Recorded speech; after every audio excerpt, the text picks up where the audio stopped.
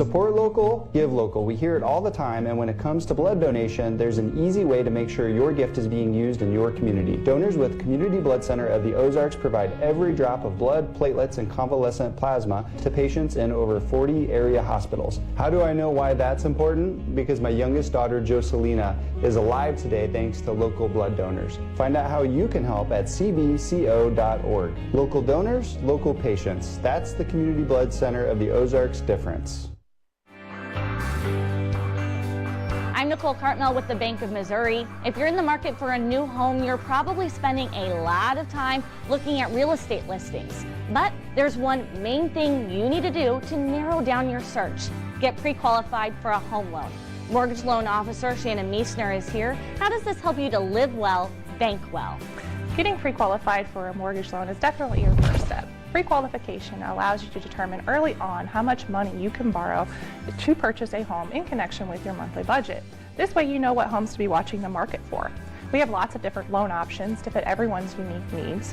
This way we can help you accomplish your homeownership dreams and goals. And the best part about pre-qualification is there's no cost. It's quick, easy, and it makes you a smart buyer. Thanks, Shannon. And of course, our mortgage loan officers like you are here to help you every step of the way. At the Bank of Missouri, we help you live well, bank well. The Bank of Missouri is an equal housing lender.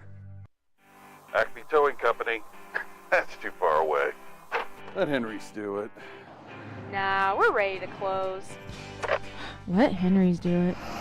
Henry's is ready to take your call right now. From compacts to semis, Henry is here to help 24/7. Save yourself the hassle and make us your first call. Henry's gets there fast, offering multiple locations to serve the Ozarks. When you're stuck on the side of the road, make the right call. Let Henry do it.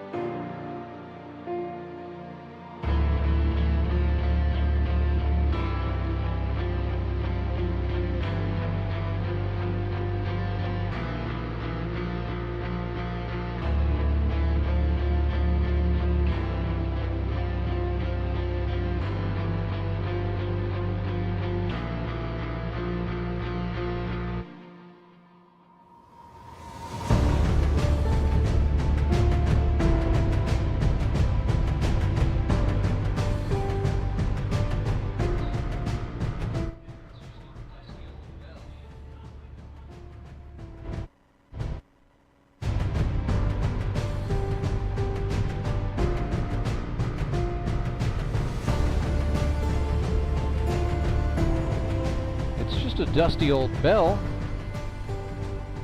but to those whose names are etched upon it and those trying to win it tonight, it is everything. The Howard Bell Trophy, awarded on an annual basis to the champions of the Grip and Rip Baseball League. Every player on the winning team gets the name his parents gave them etched on it, where it lives forever, signifying that yes, all that was good once can be good again. Hello once again, everybody. I'm Rance Berger. We welcome you into historic Mark Worley Field at Meador Park in Springfield, Missouri, site of the 2024 Grip and Rip Baseball League Championship game. The first time that the Howard Bell Trophy has ever been on the line in a venue outside of Ozark Mountain Sports Complex. Tonight, the Nixa Suckers and the Branson Showmen play for the GRBL's ultimate prize, the Howard Bell Trophy. Hello once again, everybody. I'm Rance Berger. My partner for this one, Nick Bacon. And Nick, we were just talking as you walked into the stadium. The crowd filing in here in advance of a 5:15 first pitch. It's probably going to be more like a 5:30 first pitch, let's be honest. But fans are starting to file in. There is a tension in the air. The atmosphere is good. It can only mean one thing. The one day out of the year where it is Championship Sunday in the Grip and Rip. Rance, I can feel it. I mean, I don't know how you feel, but walking into the stadium, I certainly felt the tension. And I'm in a polo and khakis for this show. But lots of fanfare, a cozy environment, a beautiful environment here at Meador Park. Just inviting a great crowd already on hand, and we're a good 15 minutes before first pitch. So I'm excited for this one. The drone's flying out there. I don't even know that's Frank Waters flying the drone, capturing some footage. So yeah, a little more media attention, a little more technology at play on the broadcast tonight. Should be a lot of fun. We're getting ready to do announcements of the postseason awards, and then we will have 2 Hall of Fame inductions for Brock Chaffin and Jared Fox to go into the GRBL Hall of Fame tonight before the game. But let's talk about the game, because it's going to be a good one. The Nixa Suckers come into this one a record of 7 wins against a single defeat. You have to go back to the game immediately following the Labor Day break in September to find the one and only time Nixa tasted defeat this season. That came at the hands of the Ozark Mountain Ducks. But the Mountain Ducks have since been avenged and eliminated from this one. The Suckers won the GRBL South Division, clinched an automatic bye in the semifinals where they defeated the Springfield Metropolitans 9-5 a Sunday ago. So 4 straight victories for the Nixa Suckers. They have the most high-power, high-scoring offense in the league, led by Courtney Spitz, their player-manager, who set a league record with 17 base hits on the season. And, of course, their starting pitcher, Logan Wiley, a big reason why the Suckers are where they are. 35 innings pitched for Wiley, 10 earned runs on 39 hits. He struck out 31 batters and walked only 4.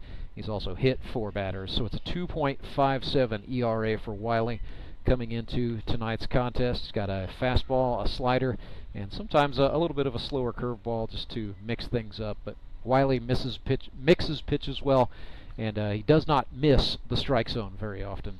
Yeah, he's sort of just deceptive, which is a great place to be when you're a pitcher on any baseball mound, but certainly for guys that play once a week, it's hard to step in against a guy like Wiley. So I'm excited to see what he brings tonight. To your earlier point, this Nixa Suckers team is such a well-balanced team. I can remember as I sat here alongside you the first week of the season as we called the Nixa Suckers game together then, just thinking about just how well powered this team was, and kind of expecting that we might see them in this game just a few weeks later. And that ended up, actually, that was a preview of tonight. That was a Suckers versus Showman game. The 2 teams have met 2 times in the regular season. Both of these clubs out of the GRBL South, so the Showman had to take a little bit of a longer road to get here, but here they are. So they come into this tonight a record of 6 wins against 3 defeats.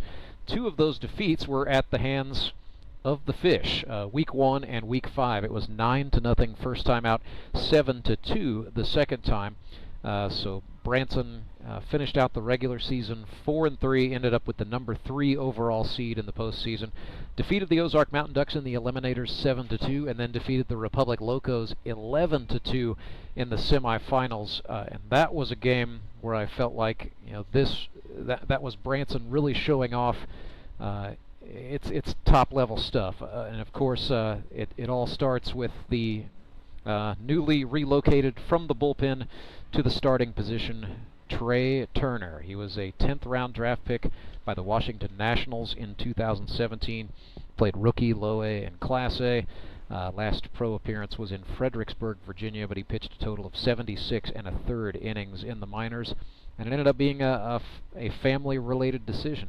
Trey knew that he and his wife were about to have a child. They had a daughter, and so he ended up hanging him up in baseball, coming home, being a family man, going pro in something else. And after years of trying, and one time where we thought we were going to land Trey Turner, we did land him on the 2024 recruiting class. And what a job Trey Turner has done. When you look through his stats for the season, 20 innings pitched. He's allowed a single earned run. That came last week in the semis. 10 hits, 40 strikeouts to just 2 walks, and a 0.45 ERA.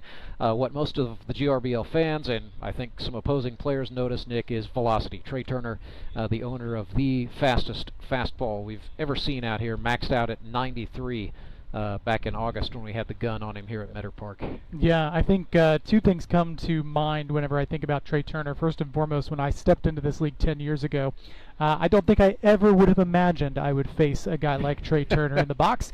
Secondly, if you are wondering at home just how fast that may be, if you're sitting at a baseball game like a Springfield Cardinals game and you've ever thought, oh, that looks kind of easy, I think I could hit that, it is a completely different perspective when you are in the box and you're seeing, high 80s, low 90s coming at you, and your brain almost cannot function fast enough to tell you whether or not to swing. So it's electric. We've had some hard throwers through the years. Jesse Hodge, the great Jesse Hodge, certainly comes to mind. I remember a tryout where he threw 89. We had Cole Rourke, who had a fastball that could touch 90, and then we had lots of guys with fastballs in the mid to low 80s. Andy Galley, the Hall of Famer, who's on hand tonight, certainly one of them. But Trey Turner, it's not just the heat. He's got a slider that sits at about 81 miles per hour consistently, and he's got a cut change that just looks like it falls off of a table and almost disappears into another dimension. It's so filthy. Yeah, those are things that help you in professional baseball. We talk a lot about how professional hitters, they can catch up to a fastball. So it's one thing to have velocity, but then to have movement on your other stuff and to be able to mix up that velocity between pitches is something that fools professional hitters. So when you bring that into a league like ours, which again you've got guys that are doing their best on a one-time-a-week basis, it's a difficult 5 innings. So we're seeing some postseason awards going out. The outfield Gold Glove this year went to a guy who's been in the league since season 1, Ben Van Gorp of the Springfield Metropolitans. Played a mean left field, and now we're seeing the infield Gold Glove Award going to rookie shortstop Logan Rycraft of the Ozark Mountain Ducks. Both of those guys, phenomenal defensive seasons. I'm excited for the resurgence of Ben Van Gorp, and I'm excited for the newcomer Logan Rycraft. Both of those guys are going to continue to go on in this league for a long time. Yeah, it's the new blood that comes into the league that keeps it both exciting and also keeps me as a veteran player on my toes. But I share that excitement for players like Ben Van Gorp. What a great thing it is to just kind of see that dichotomy of a veteran player who's been in it and doing it for a really long time win an award right next to one of these rookies. It's great to see. So here's the Silver Slugger Award. That is Zach Ralph from the Republic Locos. He was 11 for 23 on the season with 3 doubles. Also got hit 3 times and walked 4 and only struck out 4 times. It was a .478 average and a .600 on-base percentage. This was a big turning point in the career of Zach Ralph, and he kind of went back to being the OBP machine that a lot of folks who watched a lot of Parkview Vikings baseball back in the day will remember, and I think that bodes well for Zach's future. Here's the GRBL Rookie of the Year. Does this surprise you at all? It's Trey Turner from the Branson Showmen. We mentioned the pitching stats, but let's talk about his hitting, because that was a big selling point for Trey to come out here and play in this league. He could hit again for the first time since his junior college days at Crowder. And hit he did. 14 for 38 with a single season record, 17 runs batted in, a home run, 5 doubles, 1 walk, 1 hit by pitch, a sac fly, and he only struck out 3 times. 17 RBIs in a season. The previous record was 12. Just blew it out of the water. Yeah, just a force to be reckoned with on both sides of the baseball, and it's exciting to see as a player and as a peer of his in this league. Also slightly terrifying. Well, so the flip side of that is we get another player who's in this game. The pitcher of the year from the Nixa Suckers is Logan Wiley. So Logan Wiley started the season on a streak of 18 innings without allowing an earned run. Suckers opened the season with back-to-back shutouts, so a big shout-out to his teammates Mason Davis and Ethan Paskey there. But Logan Wiley finishes the season, but so far, with 1 game to go, 35 innings, 10 earned runs, 31 strikeouts to just 4 walks, and a 2.57 ERA. But what a great start to the year it was. And Logan Wiley and the Suckers are going to try to make it a good finish. Yeah, really starting to, well, I guess he had already established himself as a force to be reckoned with in this league, but he continues to do so. He's got quite the cheering section down here as well. He does, yeah. Actually, I had a chance to visit with Logan and his wife, Carly, before the game. They got here early because she wanted to stake out a good spot behind the plate, but then they also, what they were really doing was saving seats is what I've kind of figured out. So yeah, hey, that's a good place to be though. We talked about how great the crowd is looking. Whenever you've got a situation where you've got to save seats, you know that this is just a must-see event. So now the MVP award, it is the first time a player manager has ever won it. Matter of fact, there was kind of a gentleman's agreement not to do this, but Spitzy's season was so prolific that we had to do it, right? 17 for 35, single season record for base hits, 10 runs batted in, a triple, 3 doubles, 4 walks. He struck out 7 times, got hit by a pitch once, so it was a 485 average and a 550 on-base percentage. Most importantly for Spitz, he'll tell you the big stat was he finally managed a team to victory in a semifinal, so tonight he makes his first appearance in a Howard Bell Trophy championship final. Big night in the franchise history of the Nixa Suckers. Yeah, just really excited for Spitz. I know what this night has to mean for him and just this season in general. It's surprising that he wasn't 34 for 35, because it feels like anytime I saw him at the plate, he certainly got a hit. Yeah. So just a remarkable season. Only had one game all season where he went 0 for, and he still ended up with 17 hits through 8 games. So made it look easy, I guess. Fantastic stuff. I can guarantee that he appreciates this award, but he's got one thing on his mind, one thing left to do.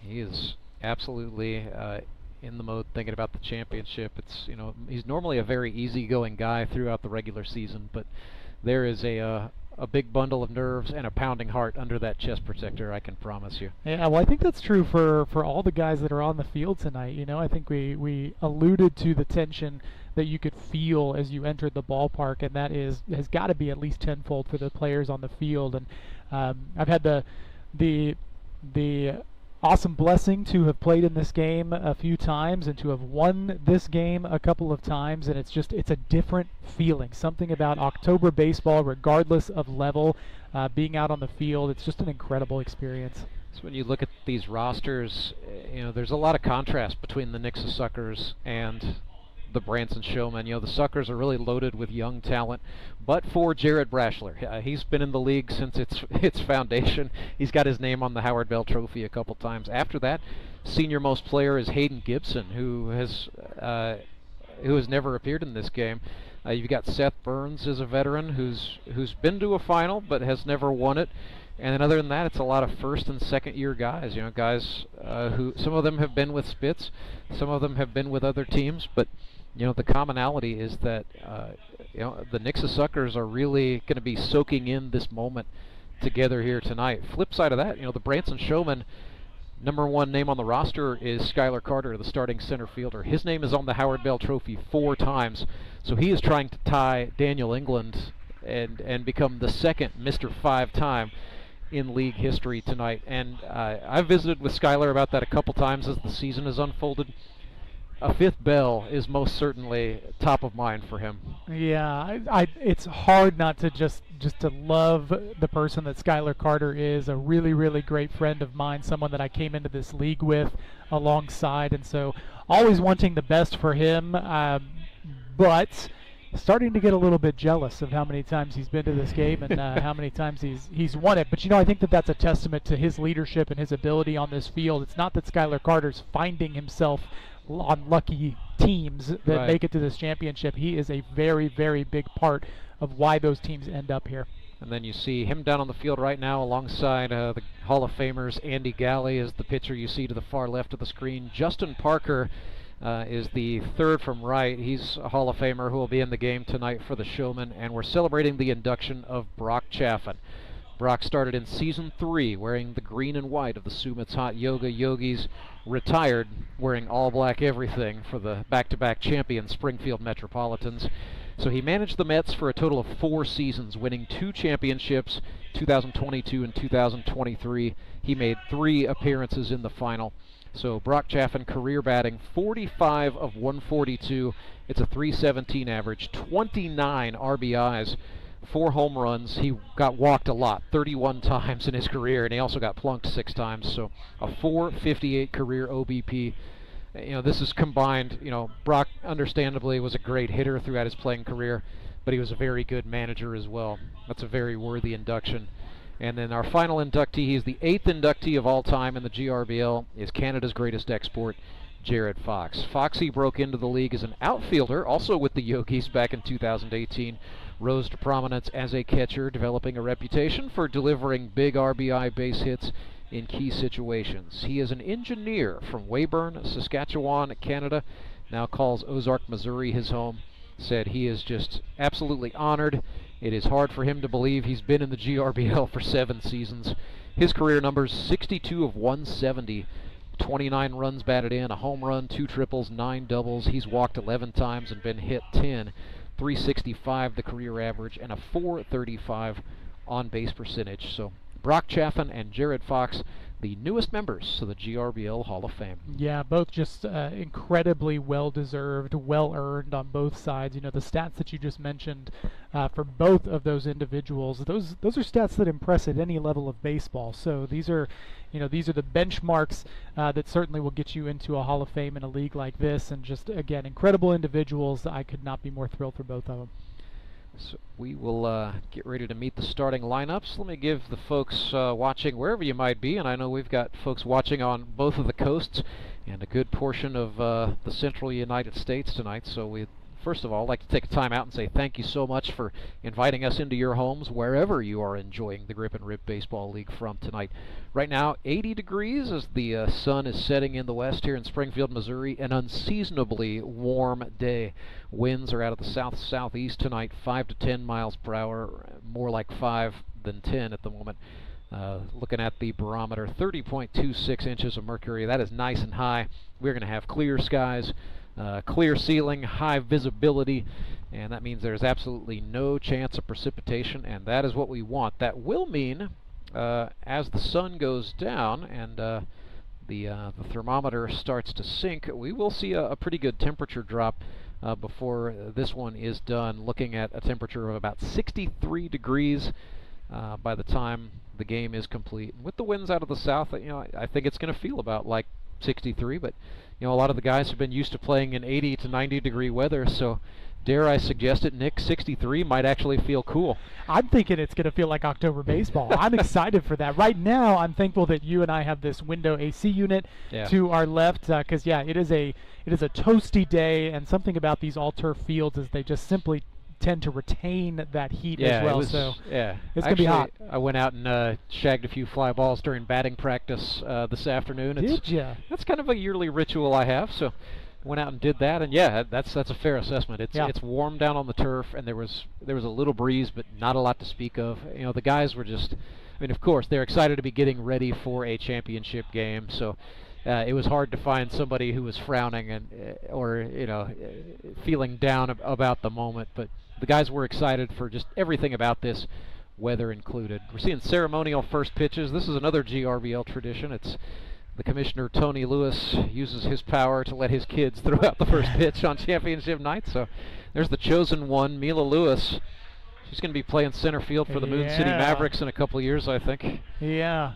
Well, that's quite the arms on on them both. Well, really. They got those Tony Lewis genes. Yeah. So Jack and Mila Lewis throwing out ceremonial first pitches. I feel like we watch them grow up a little bit with every time they get to go out there and do that. So let's meet the starters, and we begin with the visiting team on the board. That's going to be the Branson Showmen, coming into tonight's game with a record of 6 wins against 3 defeats. They will lead off with their center fielder, GRBL Hall of Famer from Ozark, Missouri, Schuyler Carter. Batting second is the player manager. He starts in left field from Nixa, Missouri, Jacob Karlson. Batting third is the pitcher from Neosho, Missouri, the newly minted GRBL Rookie of the Year, number 8, Trey Turner. Batting fourth and playing first base from Sedalia, Missouri, Tyler Rusk. Batting fifth is the designated hitter from Rolla, Missouri.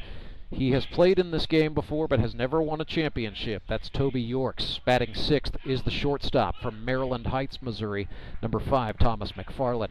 Batting in the 7 position is the third baseman. He's a GRBL Hall of Famer from Branson, Missouri. He's putting on for his city. It's Justin Parker. Batting 8th is the second baseman. He is from Rose Hill, Kansas, but now calls Nixa, Missouri his home. That is Ben Hammett. And batting 9th is the right fielder. He wears number 4. He's also from Nixa, Missouri, Chris Leggett. Something a little bit different here, Nick. The Showman, for the first time all season, opting for a 9-man batting order rather than a 10-man order, which is allowed in the GRBL. So they are DHing for their starting catcher from Springfield, Missouri, Alex Bird. Nixa Suckers will lead off with their shortstop. He is a second-year man from Florida, Puerto Rico, Dabisai Pizarro. Batting second, he's Got his name on the bell a couple of times. Would love to do one more. From Bolivar, Missouri, number 13, the center fielder, Jared Brashler. Batting third, making his first Howard Bell Trophy Championship appearance, the catcher from Springfield, Missouri, who now calls Nixa his home, Courtney Spitz. Batting fourth is the third baseman from Kansas City, Missouri, number 2, Ben Wade. Batting in the 5 spot is the second baseman, number 8, Alan Butterfield. Batting sixth is the first baseman. He wears number 14 from Sleeper, Missouri, Big Daddy Beef, Seth Burns. Batting seventh, the designated hitter from Farmington, Missouri, number 3, Brandon Winder. Batting eighth and playing right field from Cincinnati, Ohio, number 11, Michael Doman. And batting ninth, the left fielder, he wears number 12 from Griffith, Indiana, Jamar Avery Hart. The starting pitcher tonight for the Nixa Suckers is from Springfield, Missouri. Played at Missouri State University, played professionally in the Frontier League for the Windy City Thunderbolts. For the last 2 seasons, he has called Springfield, Missouri and the GRBL home. And he and his wife, Carly, have a baby due 3 weeks from now. So life coming in fast for the starting man, Logan Wiley. Yeah. Well, that's awesome. It's going to be a big October for That the is Wileys. that is a big October coming from us too, who are dealing with the sleepless nights a little bit right now. Had one of those last night, as a matter of fact. But hey, look, you only get to have one championship game a year. There's no reason not to be excited about it. So Nick and I are keyed up. We're going to step aside. The national anthem is played. We will bring you the first pitch on the other side of this break. Don't go anywhere. You are enjoying Grip and Rip Baseball. It's live and free right here on YouTube. Big thank you to our title sponsors. Sponsoring the stream is Central Bank of the Ozarks, and sponsoring Grip and Rip Baseball, a yearly tradition, Henry's Towing. Remember, when you're stuck on the side of the road, you got to make the right call. You got to let Henry do it. Support local, give local. We hear it all the time, and when it comes to blood donation, there's an easy way to make sure your gift is being used in your community. Donors with Community Blood Center of the Ozarks provide every drop of blood, platelets, and convalescent plasma to patients in over 40 area hospitals. How do I know why that's important? Because my youngest daughter, Jocelina, is alive today thanks to local blood donors. Find out how you can help at cbco.org. Local donors, local patients. That's the Community Blood Center of the Ozarks difference. I'm Nicole Cartmel with the Bank of Missouri. If you're in the market for a new home, you're probably spending a lot of time looking at real estate listings. But there's one main thing you need to do to narrow down your search. Get pre-qualified for a home loan. Mortgage loan officer Shannon Meisner is here. How does this help you to live well, bank well? Getting pre-qualified for a mortgage loan is definitely your first step. Pre-qualification allows you to determine early on how much money you can borrow to purchase a home in connection with your monthly budget. This way you know what homes to be watching the market for. We have lots of different loan options to fit everyone's unique needs. This way we can help you accomplish your homeownership dreams and goals. And the best part about pre-qualification is there's no cost. It's quick, easy, and it makes you a smart buyer. Thanks, Shannon. And of course, our mortgage loan officers like you are here to help you every step of the way. At the Bank of Missouri, we help you live well, bank well. The Bank of Missouri is an equal housing lender. Acme Towing Company. That's too far away. Let Henry's do it. Nah, we're ready to close. Let Henry's do it.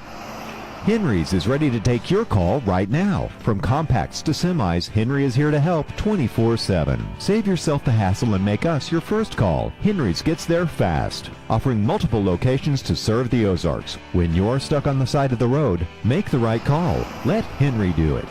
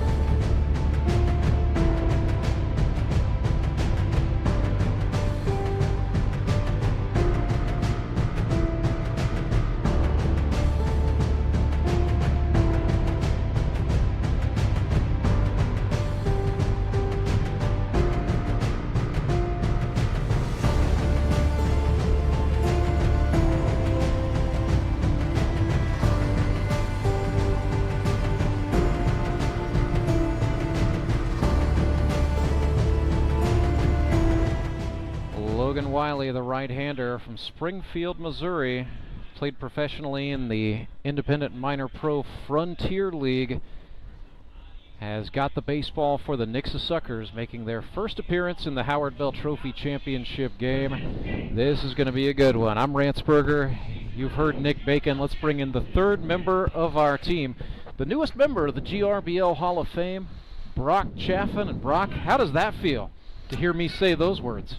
It feels good knowing that there was a lot of Mets in red jackets down there with me this year. So it's good to see those guys. You know, I haven't been around much this year, so honestly, it's just nice to come back and see everybody. So Schuyler Carter, another Hall of Famer, stands in the left-handed batter's box for the Branson Showmen. And here we go. First pitch is a strike at 5:24 p.m. Umpires for this one, Tyler McNeely and Edward Browning on the bases. The man in the mask and the chest protector is Brian Lozano. Good crew on hand tonight from the Mid-America Umpires Union. Brian Lozano, I think, has been assigned more GRBL games than any other umpire this season. And so we're very, very excited to have him out here for this one.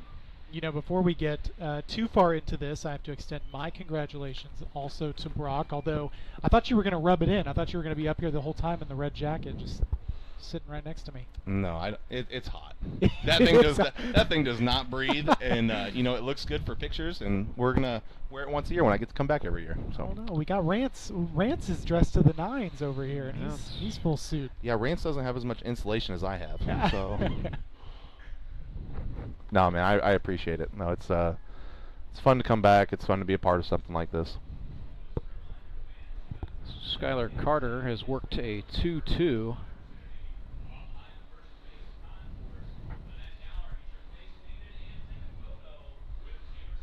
And sorry to do this, guys. I'm going to step off for a second here. I think we're having a technical problem with the stream as Carter grounds one.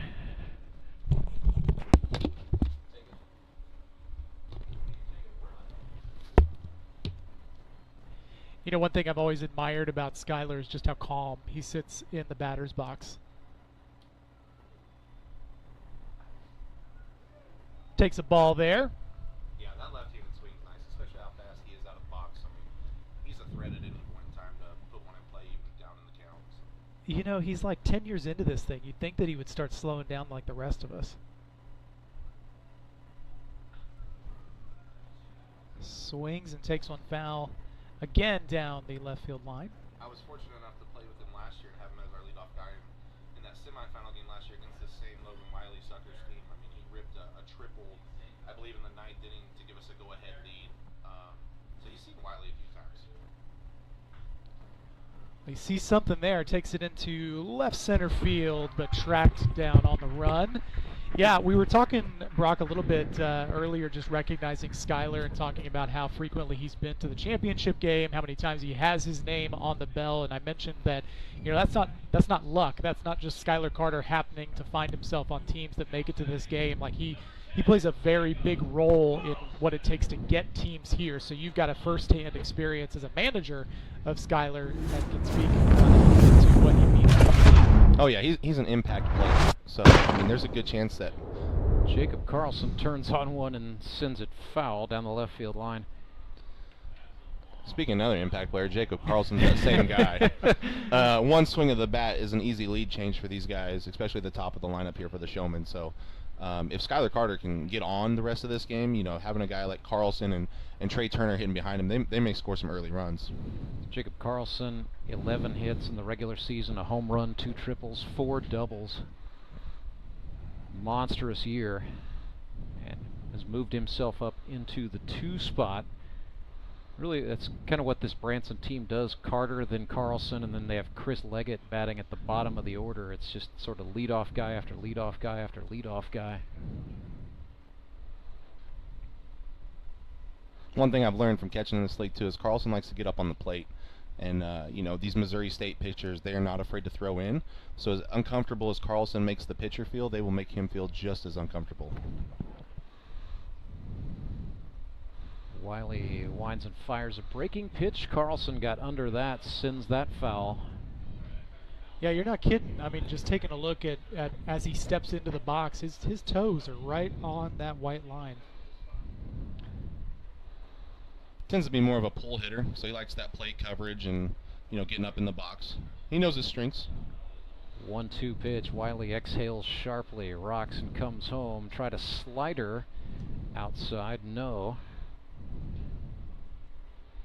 You know, I feel like in our earlier years, Brock, that would have been an even more risky move to just sit that far inside on the plate with the control of our pitchers. But Karlson under that one. Back goes Avery Hart to the wall. That's going to fall in. Base hit. Karlson rounding second as Avery Hart fires to third. Suckers are going to manage to hold Jacob to a double. But that's a big play for the Branson Showmen. There was a second where I thought maybe that ball was going.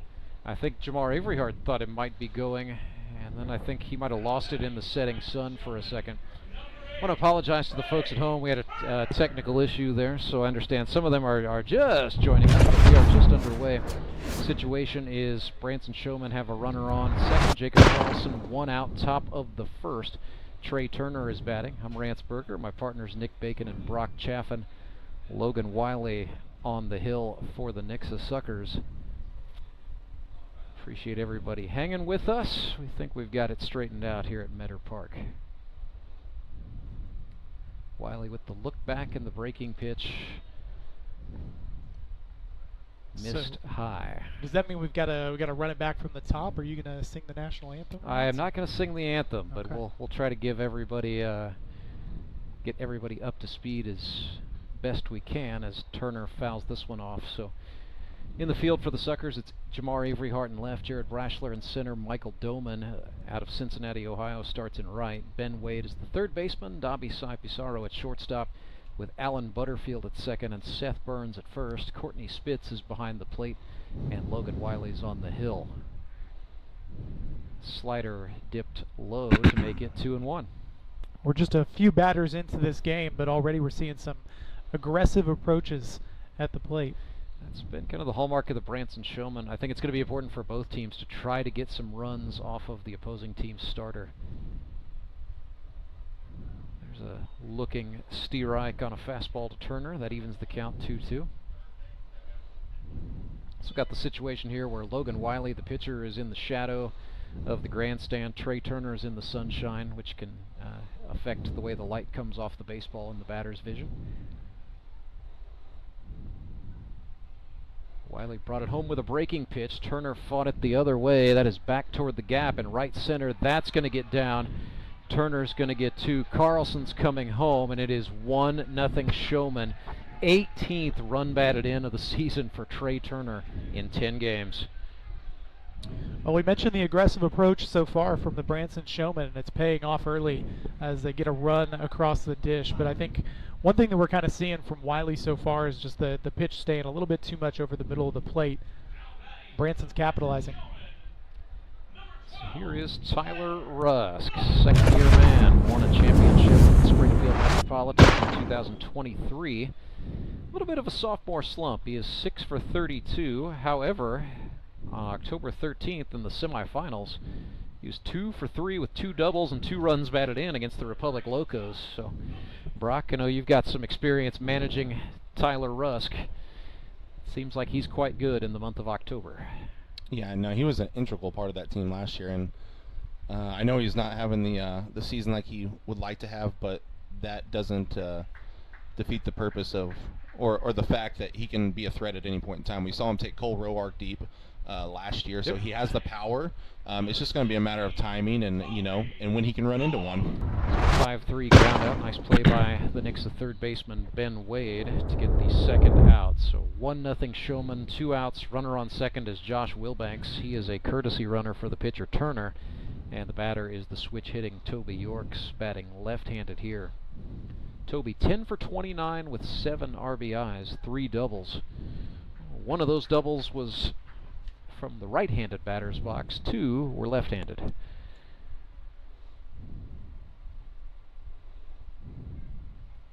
Nothing and 1 to the splash man, who swings and misses a breaking pitch.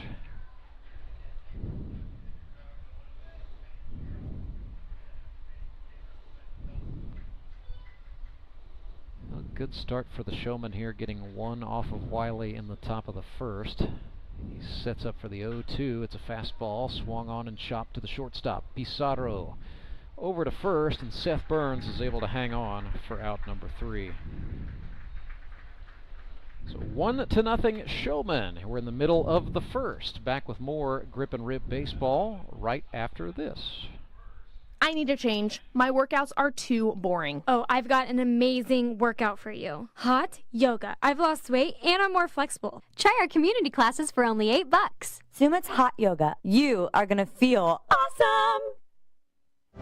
When Gary and Sandra Henry started Henry's Towing nearly 5 decades ago, customers knew that Henry would be the guy coming to help. People would call and ask to let Henry do it. And as Springfield has grown, our family has grown as well, so there's always someone around to come help you out.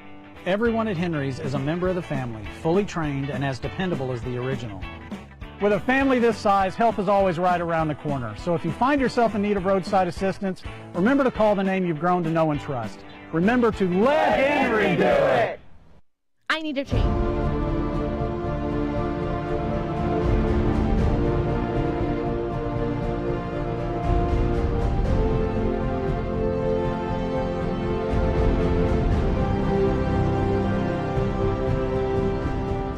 Back live at Meador Park, about to get our first look of the night at right-hander Trey Turner for the Branson Showmen.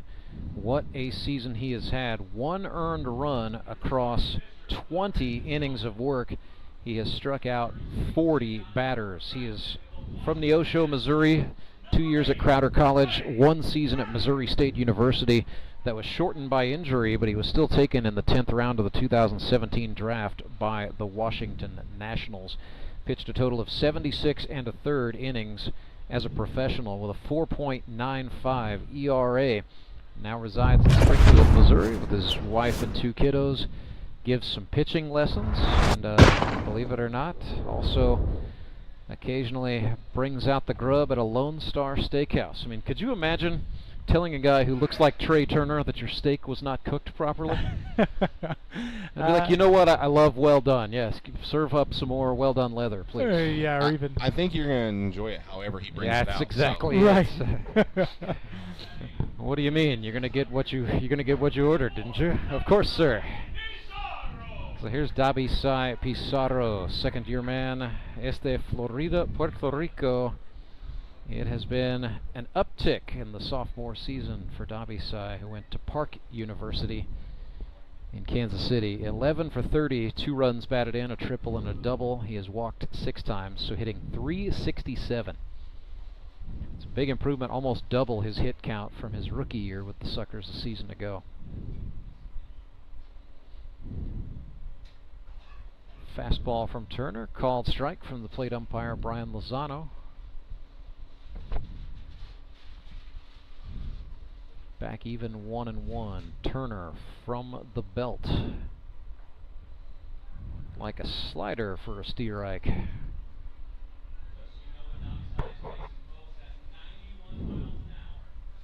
Check that, that was the fastball. They got the gun working. That was 91 miles per hour. That was up and out of the zone, so we're back even 2-2. You know, some players really do, they don't mind the velocity. It's the movement that gets them, so different strokes for different folks. Pizarro spoils that one to stay in the hunt.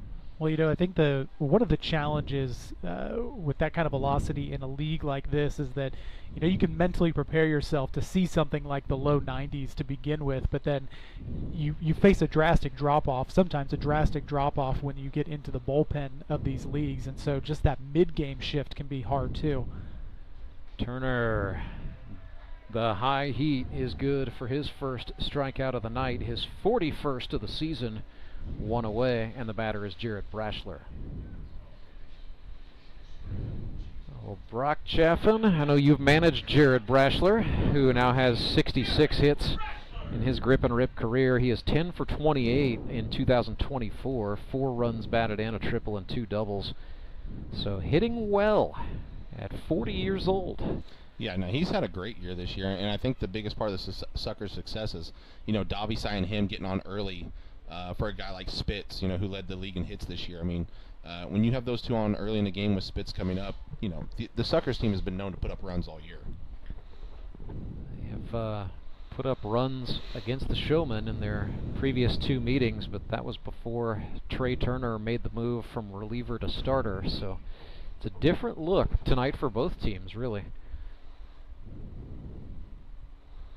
Brashler even with Turner 1-1. Trey comes set from the first base side of the rubber. That was a slider for a swinging strike, and it's 1-2.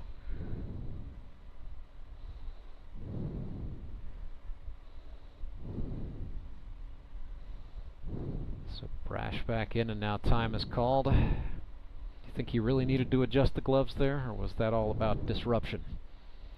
Yeah, probably the latter. I don't think he spent too much time on the gloves there. Turner a little hitch before he came down the hill. Maybe an added mile per hour or so. That's his second K, and it brings up Courtney Spitz, the 2024 MVP. 17 for 35 with 10 RBIs coming into this one. 485 is his average. Hitting from the left-handed box, so first lefty Turner will get a look at tonight.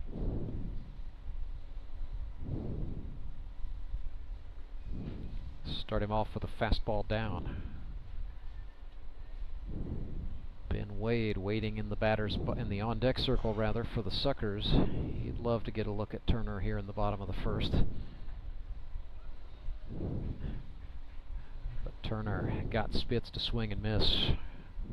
So we are back even. Fielder's deep and playing Spitz to pull slightly. Another little step out. I don't know if it's so much gamesmanship as maybe even just as a batter taking a moment to take a breath. Turner caught the outer half there to jump ahead. It's now 1-2. That is a pitch that is going to be there throughout the duration of this game. Batters are going to have to be ready for that. And then the high heat for the strikeout again. So Trey Turner strikes out the side. Showman lead 1-0. We have played one. Back with more of the Howard Bell Trophy Championship live from Meador Park. Towing company. That's too far away. Let Henry's do it. Nah, we're ready to close. Let Henry's do it. Henry's is ready to take your call right now. From compacts to semis, Henry is here to help 24/7. Save yourself the hassle and make us your first call. Henry's gets there fast, offering multiple locations to serve the Ozarks. When you're stuck on the side of the road, make the right call. Let Henry do it. I'm William Beadle of Tolbert Beadle. Why would you call anyone else after a car accident? Tolbert Beadle has been right here in Missouri for decades. We know the local courts, and we know how to fight. You don't pay us a penny unless we win money for you. And we're not satisfied until we secure the largest settlement possible. With millions of dollars recovered, you know who to call. Tolbert Beadle, when you need justice.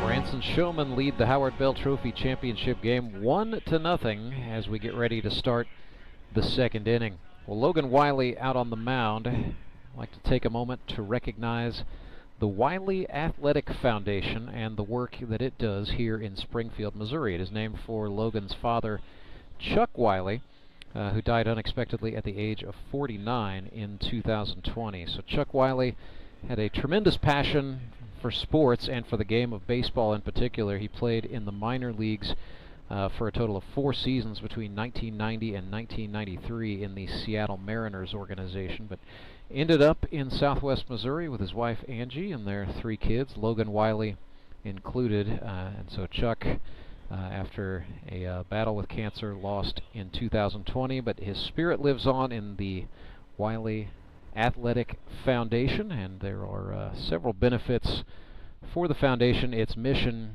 simply put, is to knock down barriers to access to sports for young athletes here in Southwest Missouri. So whether that might be league dues or perhaps the cost of a piece of sporting equipment, the Wiley Athletic Foundation is there to help make it happen for youngsters. So certainly appreciate what the Wiley family has done to make some good out of a very tragic situation. That's something that Logan carries with him with every appearance he makes out on that pitcher's mound. He's got Thomas McFarland standing in for the Showman. It'll be McFarland, Parker, and Hammett, so the 6, 7, 8 hitters in the order. In the second, as there's a slider for a strike.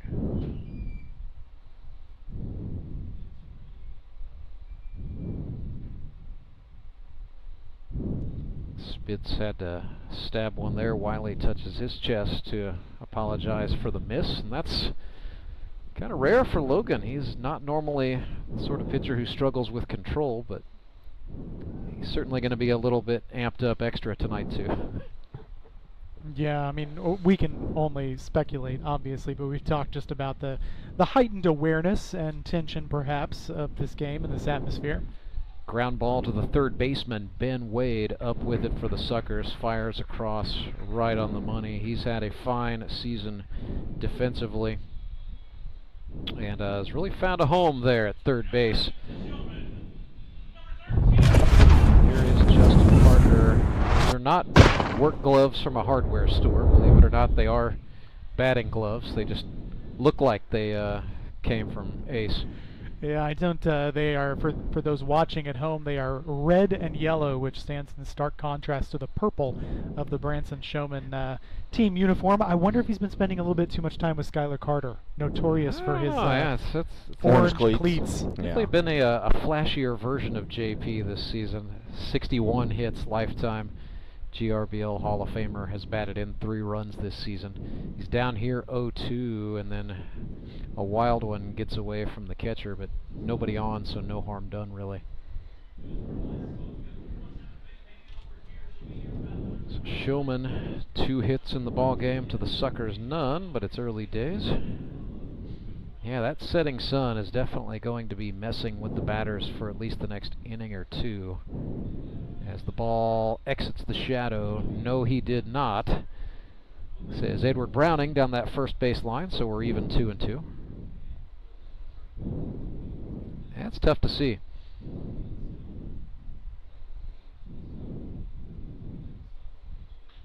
There's a slider swung on, grounded. Brock, you know, you were a catcher. What is that like for you when your pitcher's in the shadow, you're in the sunlight, and it's your job to catch a slider that's moving as violently as Logan Wiley's does?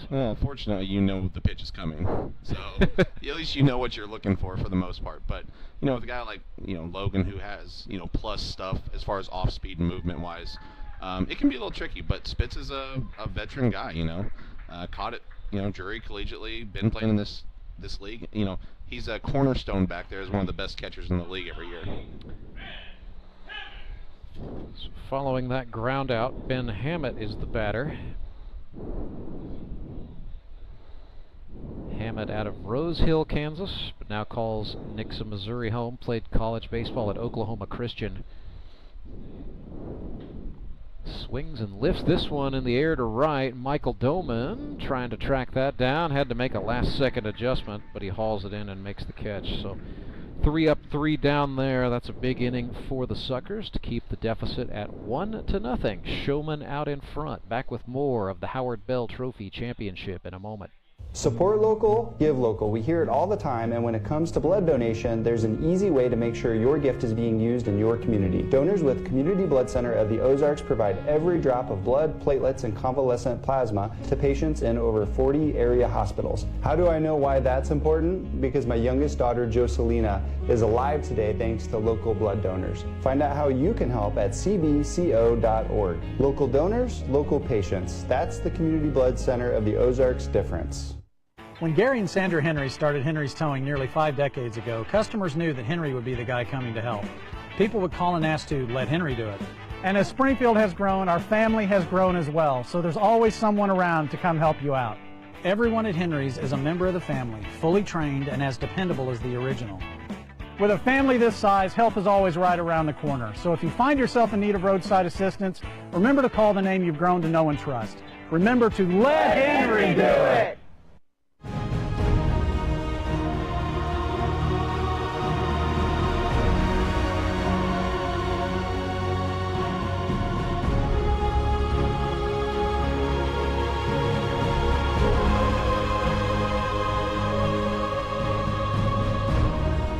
The first and last time for the It's Raining Tacos promotion we just witnessed between the innings there. There was, what do we call that, debris? That's the best descriptor we can find. I'm thankful for the glass that's in front of us, but young lady caught a taco right below us, and I was watching to see if she was still going to eat it, because it crumbled. She had most of the taco in her hand. And that's why it's called raining taco, and not softly handed to you taco. There was some splash for sure. Ben Wade, the batter for the Nixa Suckers, late swinging at a Trey Turner fastball, which is exactly what you can't do, as he quickly falls behind 0-2. I wonder if this is how they felt in Cloudy with a Chance of Meatballs. It's kind of like that. I have read that book 100 times now. So oh, you haven't seen the movie? I've not. Oh my goodness. But definitely had a toddler run up to me demanding meatballs. Yep. The 0-2 to Wade after a foul ball. Jeez. So you can see the whip from Alex Bird trying to just hang on to that thing.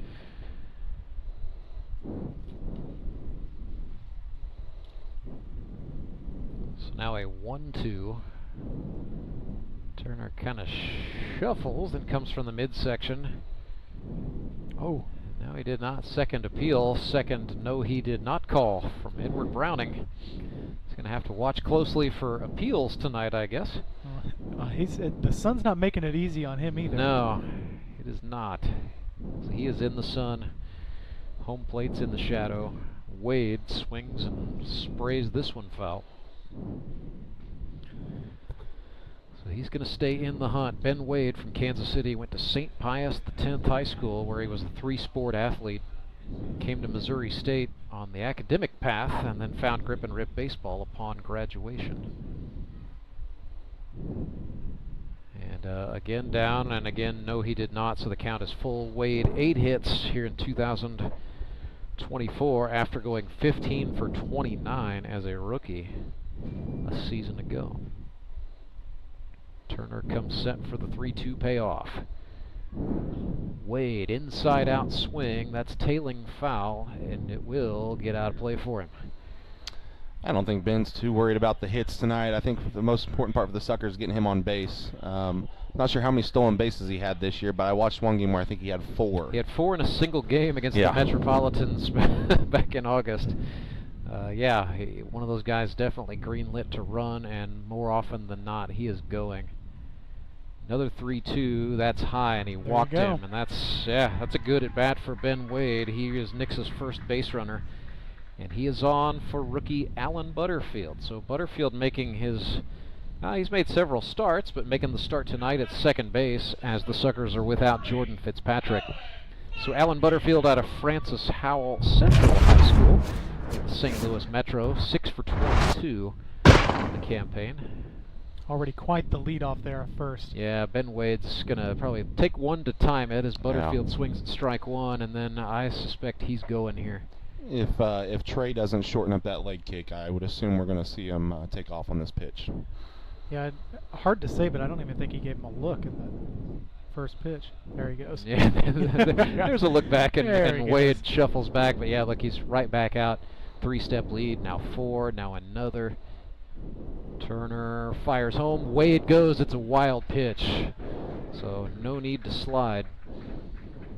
As Ben Wade, perhaps showing he was maybe in Trey Turner's head a little more than Turner led on. Well, like I said before, with him being on base, that's going to be something that runs through the pitcher's mind all night. We know he's a threat to steal, so he's going to cause some havoc out there. Wade again taken off for third, had just a suicide lead, and just indifference by the Showman. As Wade now 90 feet from tying the ball game, nobody out. It looks like McFarland was calling for the back pick there, but I'm not sure if Trey saw him. Yeah, I almost wonder with that wild pitch that we saw that allowed him to take second if Trey's kind of just locked in on the batter right now. Tough to do with no outs in a one-run ball game, though. Fires the fastball low, and the count for Alan Butterfield is even 2-2.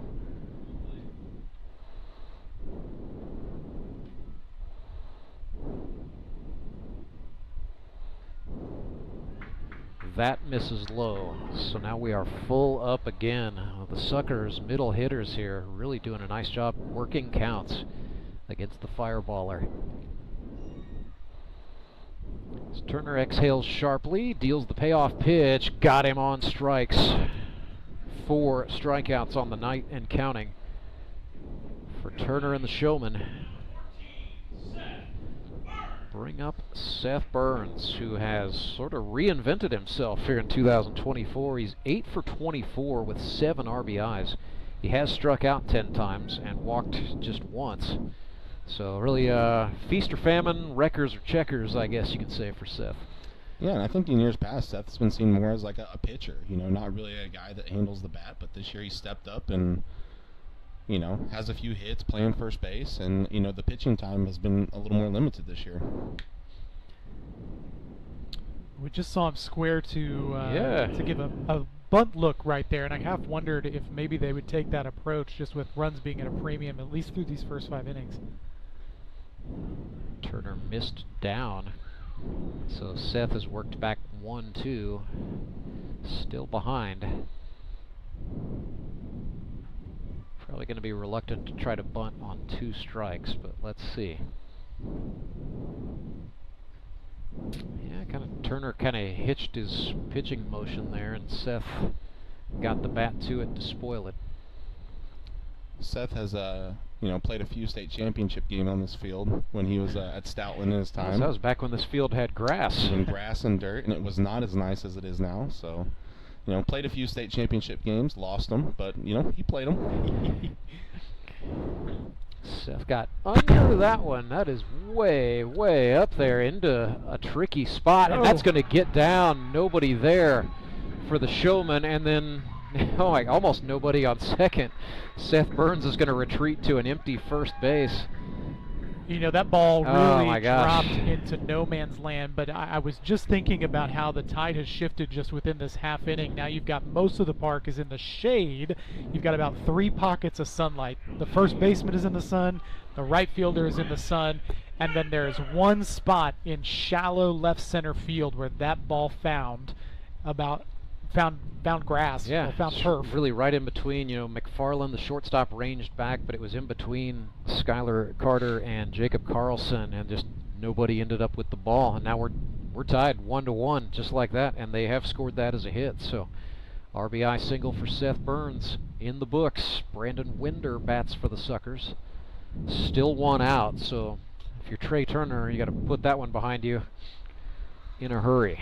My, what a difference the running game, as we were talking about earlier, has made in this game now. I believe I said that on a well-received episode of GRBL tonight on the YouTube channel as well. Yes. Brandon Winder, 9 for 28, a rookie out of Mineral Area College in Farmington. 0-2. Well, I am not sure that Seth is going anywhere. He's got about a 1-step lead. Trey really needs to focus on the batter now. I know Seth, and he's not a threat to steal. No, Seth's been in this league for a long time, and I've never seen him take a lot of risks out there on the paths. Not to say he couldn't do it, but I don't think he will. I'll go ahead and say it, Rance. He probably couldn't do it. Well, you guys are friends, and you can do that kind of thing. 1-2 to Winder. I'm just the third guy on this call, here to bring some humor to past relationships with some of these guys. And Winder went around there as Turner got him with some off-speed stuff. It's now 5 strikeouts for Trey. But he is not out of the woods, as the batter is dangerous Michael Doman. Say a big thank you to one of his relatives watching from the Cincinnati Metro. Michael Doman went to Lakota West High School in West Chester Township, Ohio. first-year man with the fish. He's got 3 hits. I was kind of almost expecting Michael Doman to try to lay down a bunt. He has really made a lot happen laying down bunts here in 2024. Loves to do it, loves to try to catch fielders on their heels.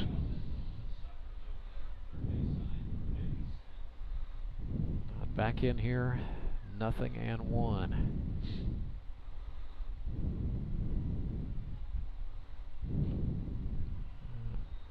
Trey missed down, and Doman, I think, feared for his shin there. It's kind of an interesting move to step out of the box. Ball and a strike. That was over the plate. Doman sprayed it up there. Running over to get that is Karlson, and he makes the catch in fair territory for out number 3, but not before the Nixa Suckers strike back and do some damage. A walk to Ben Wade, a wild pitch, a stolen base, and an RBI single off the bat of Seth Burns have tied the ball game 1-1. I'm Nicole Cartmel with the Bank of Missouri. Whether you're looking to pay bills or make a big purchase, sometimes you need cash quickly to take that next step. A consumer loan might be a perfect option to help you live well, bank well. Sonia McClendon, one of our branch managers, is here to explain. Thank you, Nicole. We provide personal consumer loans for almost any purpose, from building your credit to financing that new car. We offer competitive rates, and decisions are made locally so we can get you the money that you need quickly. But what makes our consumer loans unique is that personal touch. For example, I recently worked with a customer to secure a loan for a horse trailer.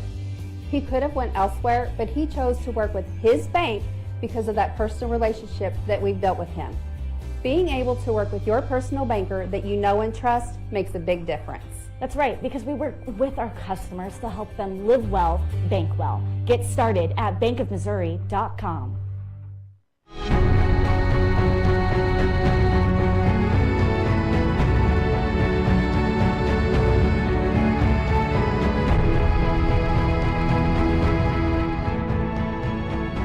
Logan Wiley back out to work the top of the 3rd for the Nixa Suckers, and it is a brand new ball game, 1-1 after our first 2 innings. If you're new to Grip and Rip Baseball, the pitching management strategy will come into play after the 3rd inning, but what you need to know is that the starters, Logan Wiley and Trey Turner, are very likely to throw 5 innings each, and then they will have to yield to relievers because they will have reached the limit by league rules. So no pitch counts here in the GRBL, but there are innings limits that teams must contend with. And both the Showman and the Suckers will have to make at least 2 Henry's towing pitching changes before the night is done. Here's Chris Leggett for the Showman. He is the number 9 hitter. Branson going with a 9-man batting order rather than a 10-man order, so no extra hitter tonight for the first time all season. Jacob Karlson making a rather interesting adjustment there. Well, I think the biggest thing there is, throughout the year you try to get an extra guy in AB where you can, and when it comes down to the championship, you're trying to turn that lineup over the quickest you can. Trying to create some extra opportunity for those first 4 hitters for the Showman in particular, Carter, Karlson, Turner, and Rusk. And Chris Leggett has really made a go of it here in this bottom of the order spot. He's not there because he's being punished. He's there to sort of be a second table setter, if you will, for the leadoff man, Schuyler Carter. And he's done pretty well in the role. 5 for 11 with 3 RBIs and missed a little bit of time with an injury. Swung and chopped, a 3-1 there. Yeah, speaking of punishments, that was a ball to the face. A pitch to the face, in a game against the Republic Locos. Glad to see him bounce back. Yeah, absolutely. That's scary stuff. So Chris, former Gold Glove winner, back his rookie campaign was 2020. So a plus defender, and that certainly helps him stay in the lineup. There's a 3-2, swung and grounded into play. Dabi Sai Pizarro backhanded it. His throw. Oh, it got there in time, and then the first baseman, Burns, was juggling it. And the umpire, Edward Browning, right on top of that play. So throw from Pizarro got there in time, and And just the first baseman did not have possession at the time Leggett touched the bat. Really a great play, ranging to his right. Throw was off balance, and the throw really, I think, was arguably there, but then the juggling act at first. And this is kind of the same opportunity where we got a guy with good speed on first that could create some havoc, and Schuyler Carter, who if a ball's in the zone, you could possibly see a hit and run here. You know, if he does take off, you know, Spitz and Wiley have a good cadence, but I think you need to nibble a little bit here around Schuyler. 0-1 to Carter, who is 8 for 30 coming into this game. Now 8 for 31 after his fly out to left to start the ball game. This one just about 30 minutes old.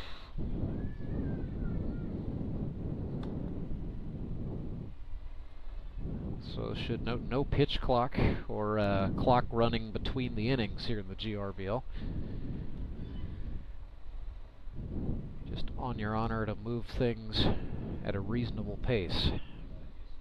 Wiley came at him with an off-speed pitch, and Carter gets sat down on strikes. First K of the night for Wiley. Rance, I know we know who our 5-inning guys are, and I assume Paskey and Abma will be the 3 at the end, but who's our middle guys for the night? So I think we will see if the Showmen stick to what they've been doing. They will bring on Tyler Abma for the 6th, 7th, and 8th, and then go to Marcus Rader, a right-hander out of Willow Springs, in the 9th. The Suckers have been using Mason Davis in sort of the sandwich position between Wiley and Paskey. So Mason Davis, righty, went to Hannibal LaGrange. He's from Harrisonville, Missouri originally, a side armor. And you put him in between two hard throwers like Wiley and Paskey. It's really effective, and Davis has done a great job, as the old song says, killing them softly all season long. I think Nick alluded to it a little bit. You know, the change of speeds between pitchers in this league makes it really hard to hit. You know, the shadows make it hard, but once those clear, you know, you have a guy like Wiley who's probably mid-80s, Turner who's high 80s, low 90s guy, and then we start bringing in guys that are 75. Yeah. And Tyler Abma comes on the back end, and, you know, he's a mid-80s guy, so.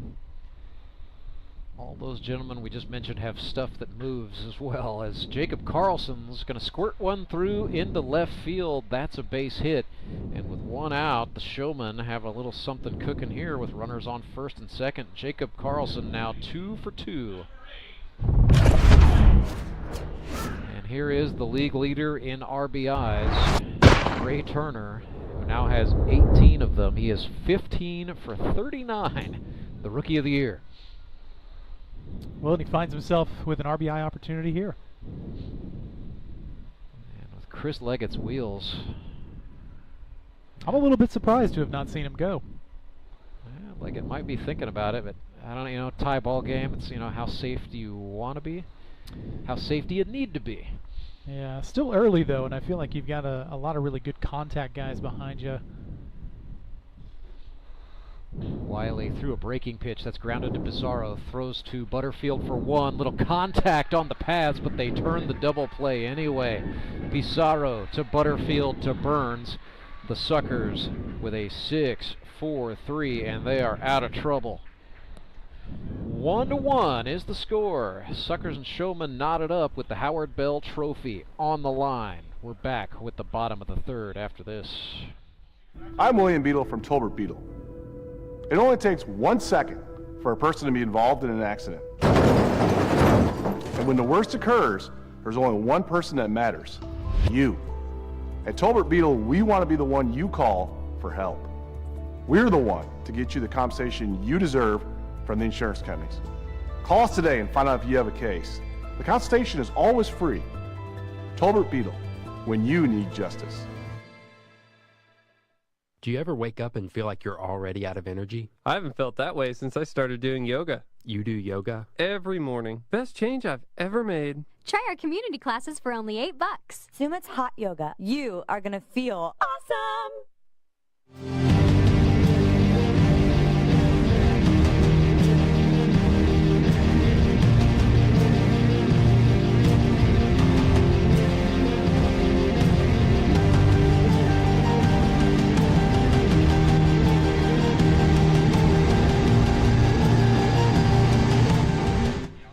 Roethlisberger, Nick Bacon, Brock Chaffin back with you live at Mark Worley Field at Meador Park, site of this GRBL 2024 championship. Nixa Suckers and Branson Showmen knotted up 1-1. Got a little break in the action here. This is a great event. So as the season goes on, admission for adults to any GRBL game is $5. Everybody gets general admission. And so $1 from every $5 admission goes into a pot for nonprofits, and this is a contest among the nonprofits throwing a baseball closest to home plate from the backstop.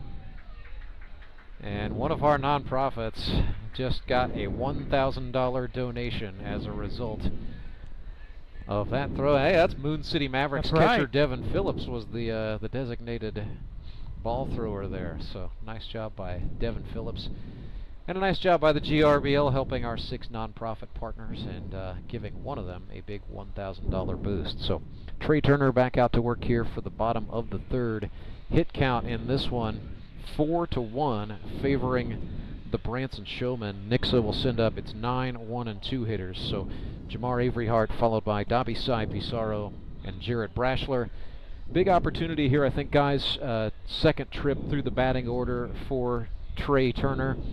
The Suckers are maybe a little bit wiser for the second time through. Yeah, maybe. They've got just 1 hit on the board, but I think we were talking about it a little bit last half inning. This is a game of patience. You know, you no doubt you've seen Trey once through already, so that is going to lend itself to your ability to stand in a little bit better in your second AB. But also, you know that you waited out a couple more innings and you've got a new look. So still plenty of baseball left, plenty of time, and just different approaches. I think the key for both of these teams is, get to the starting guy if you can, but, you want it to be close when the bullpens come in. Both of these teams have really good bullpens, so this game thus far delivering with the closeness we thought that it would. Here's Jamar Avery Hart, native of Griffith, Indiana. That's the up in the northern part of the state. He's 3 for 12 so far in the season, but his on-base percentage very healthy, .636, as he's walked twice and worn 3 pitches. Jamar Avery Hart in his 3rd GRBL season. Played in this game in 2022 as a member of the Branson Showmen, but it would be his first championship if the Suckers can win tonight.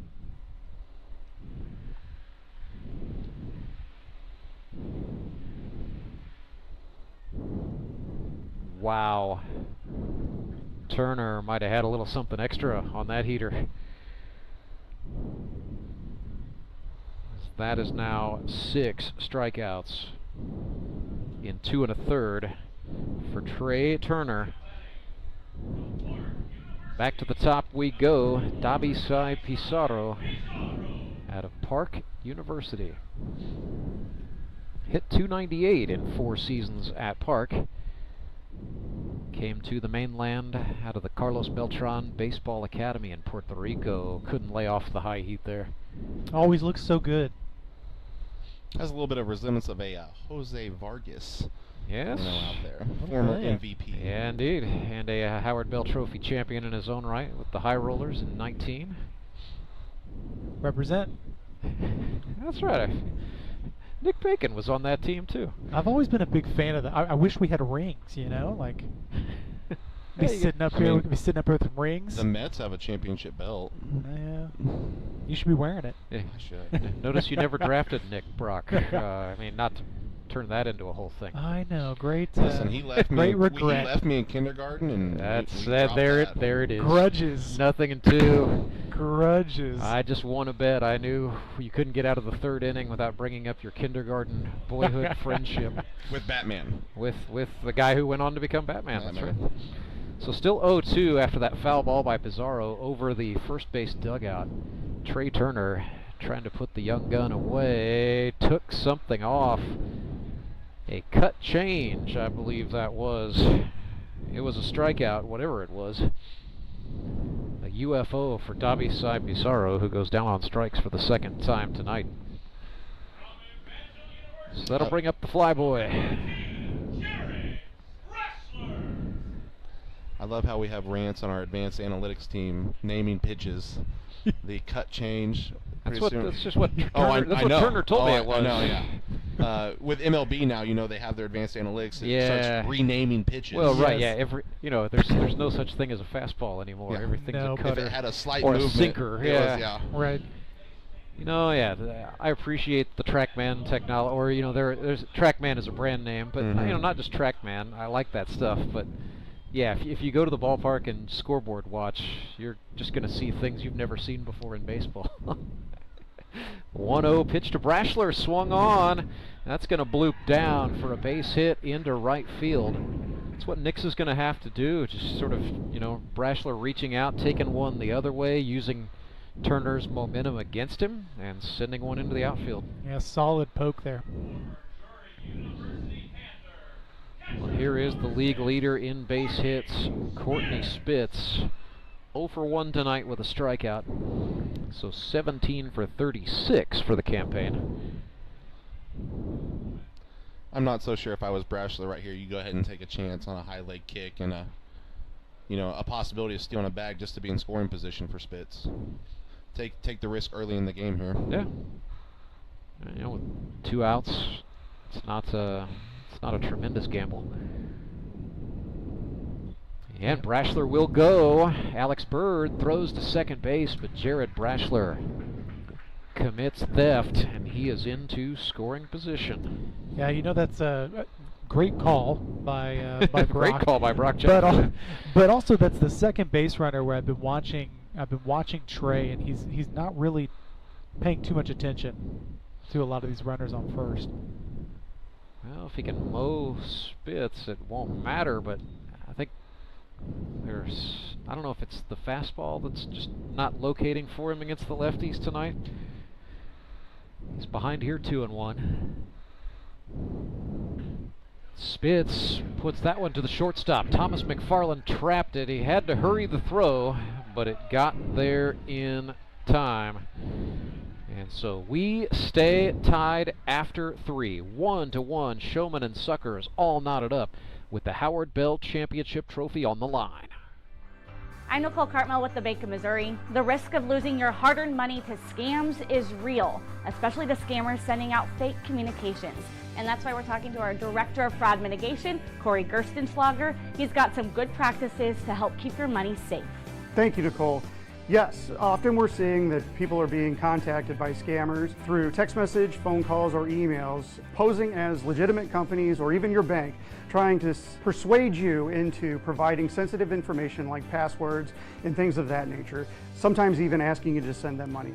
If you receive any kind of communication like this and you didn't ask for it, that's a good red flag that it isn't legitimate. So when you have those situations, get an actual number that you trust for that company, call them and verify the accuracy of the information that you're receiving. Good rule of thumb is make sure to check your accounts frequently and report any suspicious activity. Thanks, Corey. At the Bank of Missouri, we help you live well, bank well.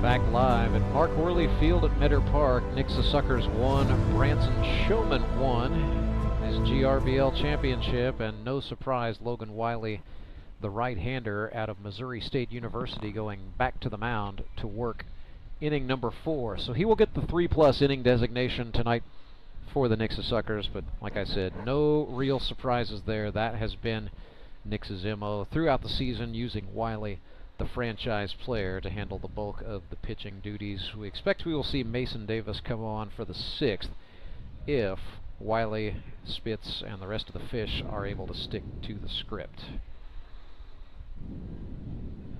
So Showman scheduled to bring up 4, 5, 6 batters this inning. It'll be Tyler Rusk, Toby Yorks, and Thomas McFarland.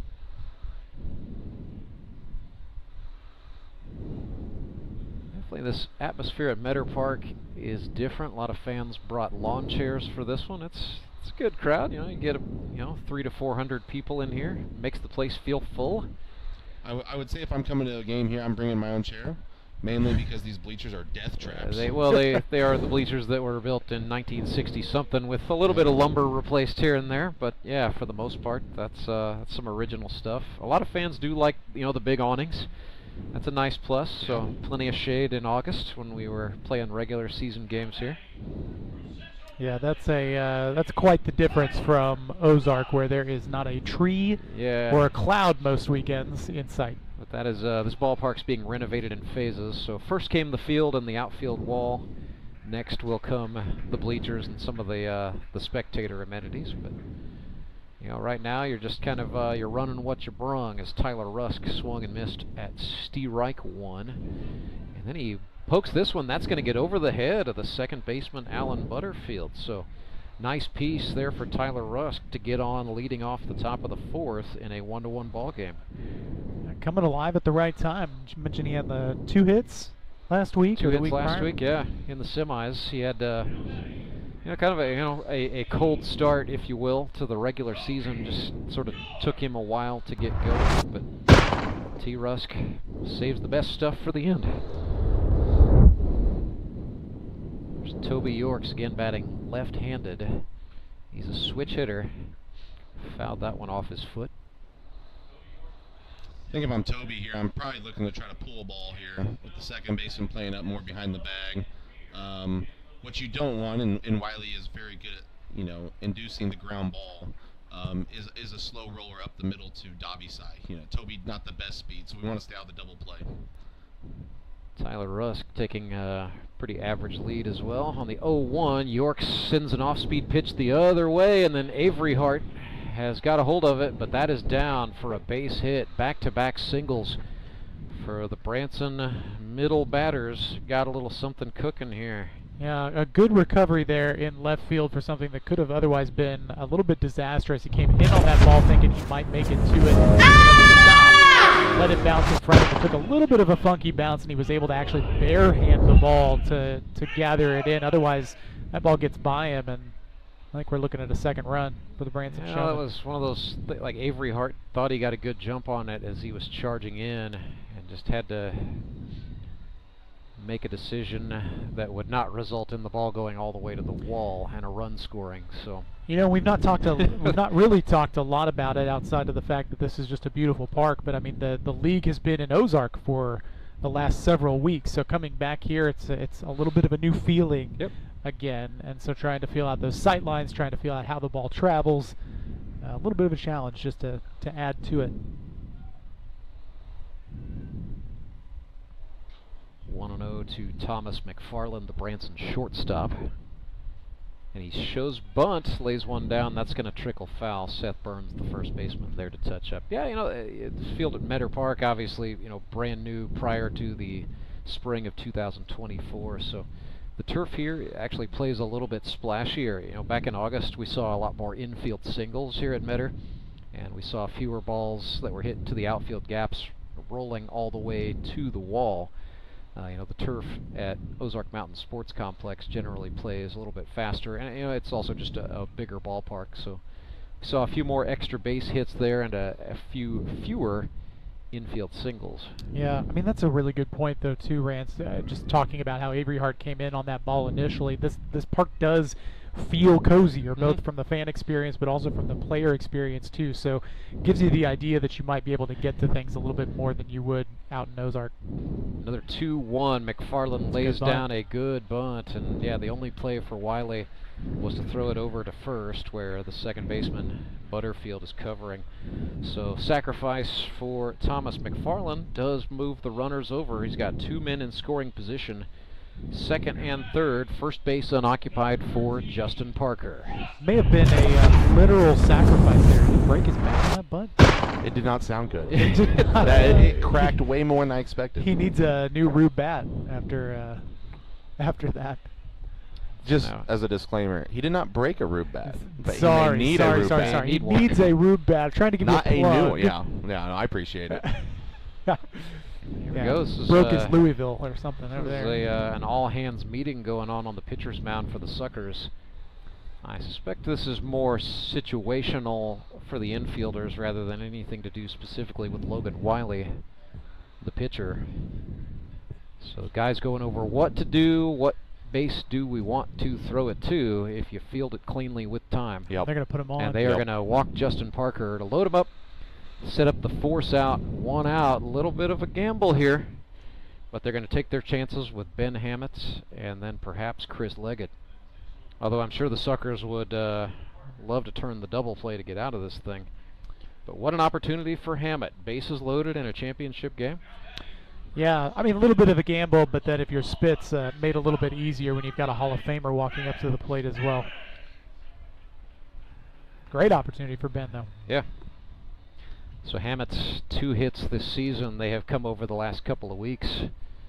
You know as well as anyone, Brock Chaffin, Hammett just seems to find another gear in the postseason. Yeah, he's a great player to have on your team. And when the big time comes like this, you know, he's going to try to put a ball probably on the right side. I would not be surprised if we see maybe a suicide or maybe a safety squeeze in this situation. Well, you've got only 1 out on the board, so you've got an out to give. Hammett instead did swing around, and then Wiley kind of folded awkwardly on landing there. That was not planned. He's going to take a moment. Yeah, almost looked like he slipped. Let's hope that's all that was. Just trying to look, the corner infielders sort of guarding the lines, and the middle infielders are pinched in a bit here. Everybody's in at double play depth for the Suckers. The 1-1 to Hammett swung on. Spitz corrals it. Wiley really playing with location here in this at-bat. I mean, the first pitch was something that didn't break, that was coming right at Ben's head, followed by two straight strikes with some movement on him. See if they go slider or maybe go high heat right here. Ball and 2 strikes. Wiley from the chest. Missed low. That was a fastball, but just missed the zone down. What do you think here, Brock? You going to put down the 2, go back to the slider? Hammett's leaning a little bit here. I would probably stick with the slider. It's probably Logan's best out pitch at this point. 2-2. That was the slider, and that is a strikeout. So big one lands for Wiley there, but he is not out of the jam. Number 9 hitter in the order with the bases chucked, Chris Leggett, and he always brings a big cheering section. Sponsored by Handyman Rentals in Nixa, Missouri. So Chris had an infield single his first time up. That's how they scored that. So officially 6 for 12 for the campaign. Batting in a tie ball game. Bases loaded, top of the 4th. Wiley starts him off. Chopper to third, and Ben Wade right there, the sure-handed third baseman of the Suckers, steps on the bag. So Logan Wiley and company wiggled their way out of a jam and put a donut on the scoreboard. 1-1. We remain tied up. Middle of the 4th. Back with more Grip and Rip baseball right after this. When Gary and Sandra Henry started Henry's Towing nearly 5 decades ago, customers knew that Henry would be the guy coming to help. People would call and ask to let Henry do it. And as Springfield has grown, our family has grown as well, so there's always someone around to come help you out. Everyone at Henry's is a member of the family, fully trained and as dependable as the original. With a family this size, help is always right around the corner. So if you find yourself in need of roadside assistance, remember to call the name you've grown to know and trust. Remember to let Henry do it! I'm William Beadle of Tolbert Beadle. Workplace injury?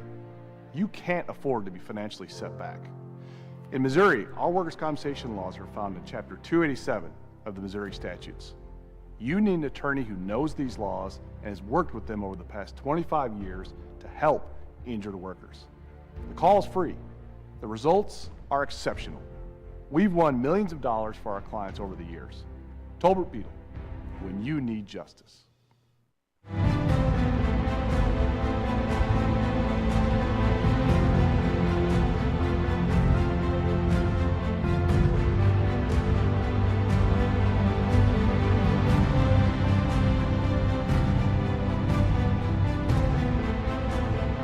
Crowd doing the wave. League founder Tony Lewis commanding the steady cam there. I know that's been selfishly something he's always wanted to do, is have a crowd in a confined space do the wave. So even saw a few toddlers get in on the wave right there. That's a lot of fun. They're going to try it again. There's Clay Odell. We got to get in on this. One of my other broadcast partners. Now it's our turn. There we go. Oh, gosh. I can't believe I just participated in a wave. From a guy with a mullet? Yes. Well, like, it's okay. So that depends, Brock. This is a good debate to get into. So some people just see that flow out the back of the hat and say mullet. Yep. Now, if you've studied mullet science, and some of us have, I am of the mind that for a true mullet, whatever the hair is in the back, it's got to be at least 3 times longer than the business in the front. And if you don't hit ratio, you don't have a mullet, you've just got a questionable haircut. My favorite is the mullet, but with the bald spot. Oh, it's the skullet. Yes. The skullet. So as soon as the hat comes off, you're like, no, put it back on. Hulk Hogan made a career with the skillet. Here's the 0-1 to Ben Wade. Oh, man. Right into the glove of Trey Turner. That was not a bad idea for Ben, but Trey was there, and he adjusted his balance with sort of a look what I found there, and he got the out.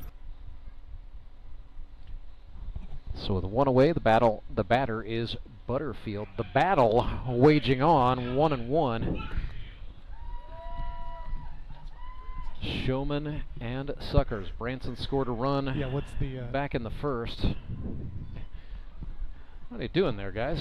We're talking about mullets still. Mullets. And not to throw my best friend under the bus, but his child may have got one on accident at the barber. I was trying to figure out if that was the 3-to-1 ratio there. If we were a Fox Sports broadcast, I would have this for everybody at home to see, and I know Corey would appreciate it. So, yeah, that's a mullet, all right.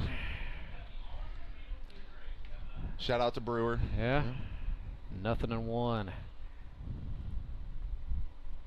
Fastball sent up the middle. McFarland with a chance. What a play by Thomas McFarland, the second-year shortstop from Maryland Heights. And you all said it. This field plays a little slower than out at Ozark Mountain Sports Complex. So out there that is a hit, 100%. But here it's a nice routine play up the middle for McFarland. I don't know about routine. I mean, he did have to flip the hips to make the throw, but nonetheless, he had time to settle in and do the deal. 2 away. Seth Burns getting his second look at Trey Turner. Had an RBI single in the second. Little Texas League blooper. So Seth now 9 hits on the season. That is a personal best for him.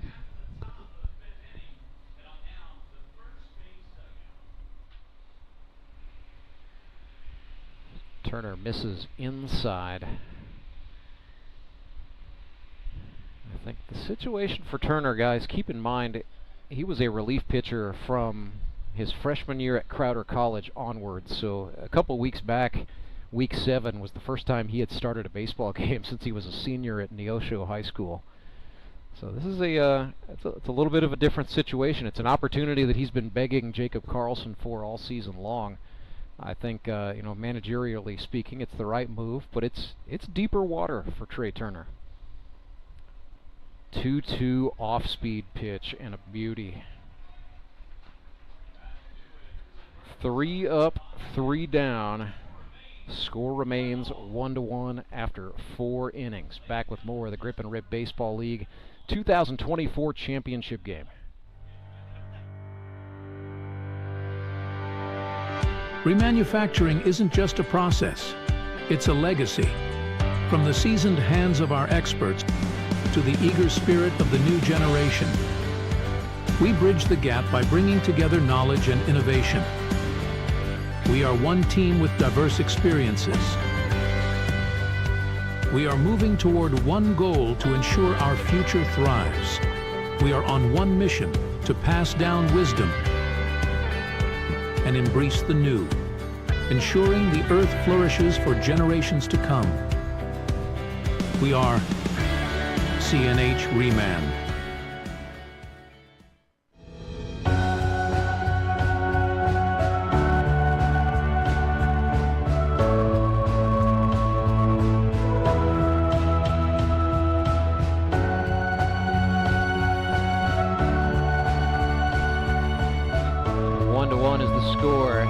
Nixa Suckers and Branson Showmen knotted up. Howard Bell Trophy on the line. We have played 4 innings. Logan Wiley back to the hill for the Suckers for a 5th and final inning of eligibility. Business is about to pick up here for both teams. Trey Turner with 8 strikeouts and counting for the Branson Showmen. Wiley has had to work a little harder. He's scattered a few more hits, but the defense has come up big, including that big 6-4-3 double play in the 3rd. So 1 more inning in 2024 for Logan Wiley, the Nixa Suckers franchise player. He will go back to the top of the Branson order. It'll be Schuyler Carter, followed by Jacob Karlson and Trey Turner. Carter is the league's all-time leader in base hits. 83, make it 84 as that goes into right field. A no-doubter. He's thinking about extra bases, pressing the action, testing the arm, and he is out. Carter is incensed. What a pick by Davisai right there. Indeed. So Michael Doman, the right fielder, hit the cutoff man Butterfield, who gunned it down and in to Davisai Pizarro, the shortstop. Tag was applied, and Carter is called out, stretching a single into a double, and comes away empty-handed. You know, I know Schuyler wasn't very happy with that, but we didn't see much rebuttal from the Showman dugout, so they must have had a better view than what we did up here. Jacob Karlson 2 for 2 on the evening with a double, and yeah, if anybody was going to lead the debate, that's him. He's the player manager. Jacob has not been a very aggressive litigator thus far in his managerial career.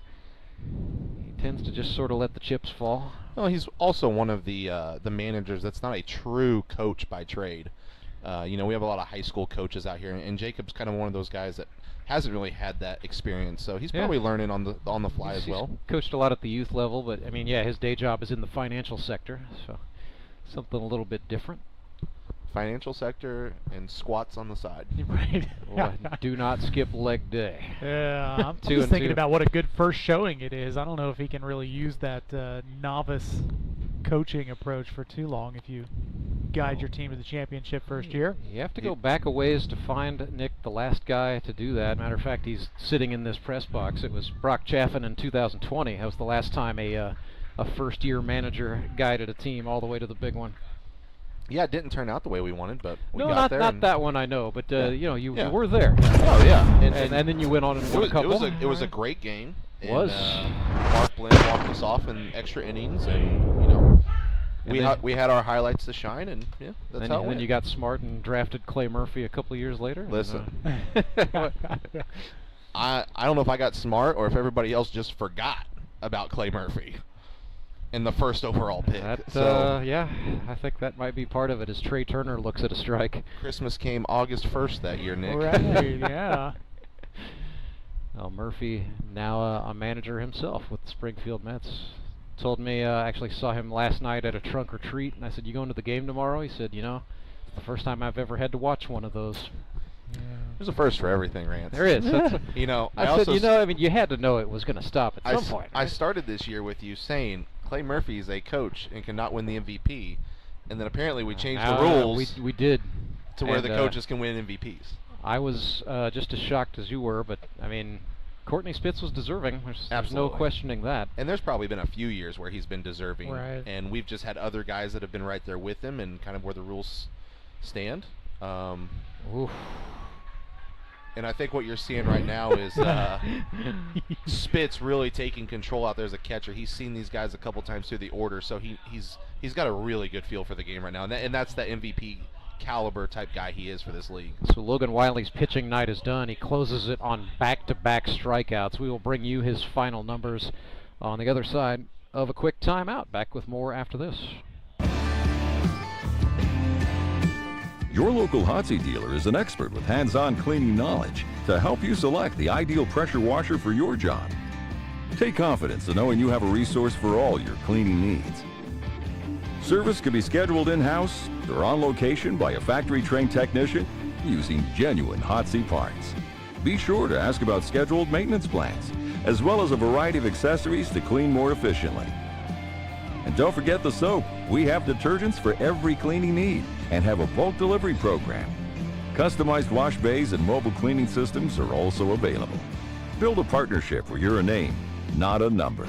Contact your local hot seat dealer to see why nothing cleans like a hot seat.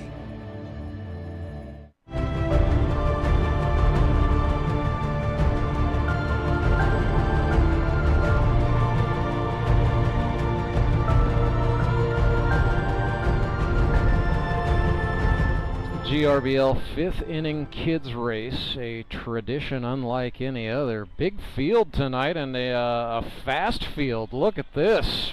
Big turn.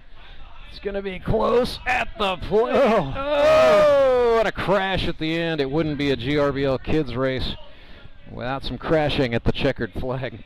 Final numbers on the night for Nixa Suckers starter Logan Wiley. 5 innings. He allowed 1 earned run on 7 hits. 4 strikeouts and an intentional walk. So as far as leaving it all out there, Logan Wiley did the deal tonight. We're about to get the final 3 outs for Trey Turner and the Showman as he gets ready to go out there. He's got we got an older kids heat. Oh wow. This is spoke too soon. You know, maybe I missed something, but do you remember the days when there was scholarship money on the line? Yes. And this was absolutely cutthroat racing out here. We softened the approach a little bit. Rubbin is racing. This is a full field. Somebody got a little bit of a jump start. I'm seeing like equipment is scattering. Did someone lose a flip-flop? Oh man, guy in the Showman jersey making the turn. Oh, is that Wilbanks? He's gonna have to turn it on. No, that's is that Landon Wilbanks? I think that's Oh, a cartwheel at the end. Wow. Man, they got more talent in their kids than they do in the dugout. Turned it up. Speaking of the scholarship days, I feel like I remember those because my oldest Emery was like 2, and I was really upset that I knew she had no chance. You could have got a fill-in and handed Tony a $5 bill that says I am 12. I am Emery Bacon. I am 12. No kidding. Yeah. Oh, good stuff. The GRBL kids race. Ton of fun every time. So Trey Turner will get 3 more outs, and no surprise, Showman and Suckers both with activity in the pens, but a little bit of a change of pace here. The guy up for the Showman is not Tyler Abma, that is Marcus Rader. So Rader had been in the closer's role. It would appear that perhaps Jacob Karlson, seeing or sensing the closeness of this game, he's going to go ahead and burn Rader now and then save Tyler Abma for later. You know, I never advocate for saving pitchers for extra innings because I just think that's overcooking it. But maybe Jacob Karlson is playing chess while I'm playing checkers. No surprise for the Suckers. Mason Davis, right-hander, getting loose down that left field line in the pen. I think the last couple years, minus the year the Mavs won it, that this game has showed us that it's going to be very close.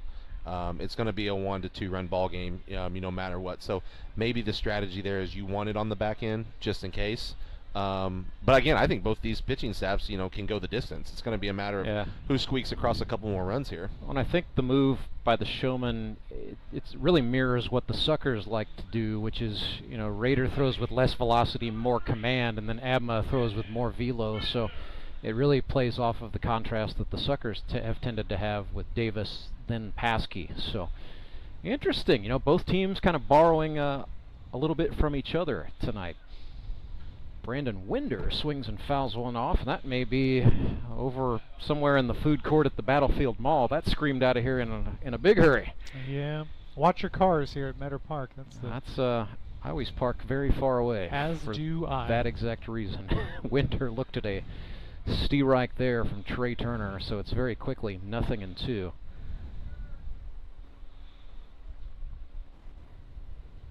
A little bit of a hitch on the leg kick, and Winder just touched that one and spoiled it foul to stay in. We've seen that a couple times out of Trey Turner tonight, where he kicks that leg up, gives it just a split second, and then follows it with something that's likely 90 miles an hour. The 0-2. Winder sends that one up the middle. McFarland dives. It didn't stay in the glove. That is a hard-fought at-bat And a base hit for Brandon Winder up the middle. He is on for the Suckers here in the bottom of the 5th. Looks like we might see a little bit of a change here in the on-deck circle. Well, we had, that's going to be Michael Doman walking in, and then Gibson. Avery Hart was scheduled to hit. So yeah, they do have a pinch hitter. That's Hayden Gibson. I know in that play last inning or the inning before with Avery Hart, it looked like he had tweaked something in his foot, kind of came up limping a little bit, so maybe we're seeing a change for an injury there. And poor Jamar has just struggled with varying injuries throughout the season. Had a run-in with a fence in foul territory here at Meador Park. Second week of the season resulted in a nasty cut. He's also had just a little bit of hip and ankle trouble, so hate to see that in a title game.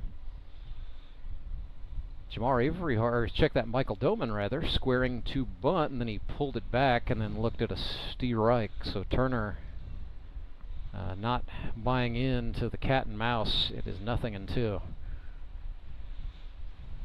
Doman chokes up. Turner came at him with a heater. This is chopped into play. Turner off the mound. He's going to try to throw to second. Instead, he throws it into center field. Best result possible for the Nixa Suckers there. They get 2 men on, nobody out. And this is where an experienced hitter like Hayden Gibson, who's normally not batting at the end of the order, is most likely looking to bunt these guys over in this situation. Top of the order up with Davisai and Brash, and then Spitz to follow. So Hayden Gibson has struggled at the plate this season, to say it mildly. He could undo it all here, even just with a sacrifice bunt to move the guys over. Infielders are encroaching in for the Showman. Instead, Gibson took a full swing and fouled it off into the net. Usually I'm totally against the bunt, Rance, and I've told my guys, you guys don't pay $300 to come out here and bunt, but you know, in the championship game 2 years ago, Calvin Dreyer laid down a sac bunt for us, and you guys did win the game. We won the game, and I told him, I said, you know, way not to be a, you know, oh, there's the bunt. Yeah, attempt. that was a bunt, and that went screaming back, just caught that top guide wire and came back down onto the playing surface. Yeah, and I told Calvin, I was like, that's a selfless act, and you know, you did one for the team, and you know, in the championship game, you know, that's the type of players we want on our teams. So 0-2 to Gibson. We'll see if he stays bunt or goes back to the swing. Turner fires home. Yep, another swing into the net. I like that approach from the Suckers. You know, once 2 strikes are on, go ahead and swing. It's kind of been their MO tonight. Can Davisai have some more weights on that already weighted bat? With 2 different weights on a heavy bat? Whatever works. I mean, get loose, kid. Yeah. 0-2. Turner missed down. Yeah, Alex Bird trying a little bit of salesmanship, but Brian Lozano, the plate umpire, just of the same mind as you, Brock Chaffin, a flat no. Turner for the 1-2. Exhales sharply, comes set from the belt. Breaking ball, and that caught the outer half. Gibson goes down looking. That is now 9 strikeouts on the night for Trey Turner. Still the first out, and back to the top of the order goes Nixa. Well, here's the guy with the heavy bat, Davisai Pizarro, 0 for 2 this evening, getting his 3rd look at Trey Turner. Tough. Speaking of third looks and just looks in general, that's a tough draw there for Hayden Gibson. That outside strike to lefties has been there all night, but you know, it is kind of out and offside, off the plate from our vantage point. But Hayden coming up for his first and only at bat to the night. You know, you don't have the benefit of previous ABs to know that it's going to be there. With these guys on base too, it looks like both of them, you know, have a decent amount of speed. So I wouldn't, you know, be surprised by a hit and run or a double steal here. Just taking the risk early in the game. Fastball from Turner missed outside, and it's quickly 2-0 to Davisai Pizarro, who has drawn 6 walks in the first 8 games.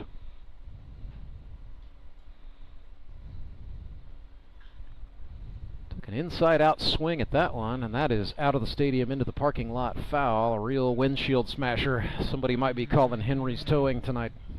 You know, it's a really good point, Brock. I think that we're right on the hinge of this game turning into, you know, part 2 with the middle relief guys, and so what does that do for momentum too if you can scratch a run or 2 across here in the final inning of Trey Turner? Pizarro fouls that one back for strike 2. And I'd love for Pizarro right now to really shorten up the swing. You know, he's taking 2 healthy hacks right now, and those are the hacks you want to see drive-in runs. But in this situation, shorten it up. You know, take your base hit, move it down the line to a guy like Brashler, and then Spitz to follow. Turner looks back at the lead runner. Brandon Winder now comes home. That's a strike on the outer half. Down goes Pizarro. That is back-to-back lookers for Trey Turner, who's got 10 Ks. So here is Jared Brashler, 1 for 2 with a single and a strikeout this evening. Most definitely having a career year, 11 base hits in 30 at-bats.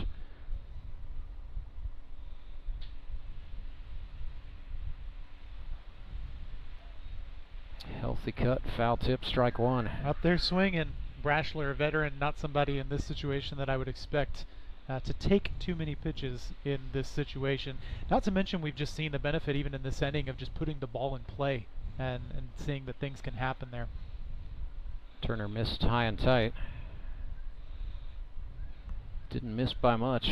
Infield's really shifted to that right side. Ben Hammett playing deep. It's like they're playing for Brashler to get overpowered and trickle one the opposite way. You know, Brashler's good at picking up pitches, and you know, I think he has a good approach here.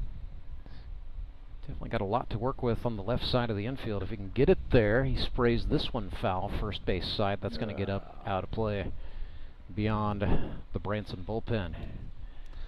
Interesting to see that one get out of play. You're thankful for that if you're Jared Brashler, and that just calls to mind the foul territory difference here versus in Ozark. There's certainly less of it. Yep.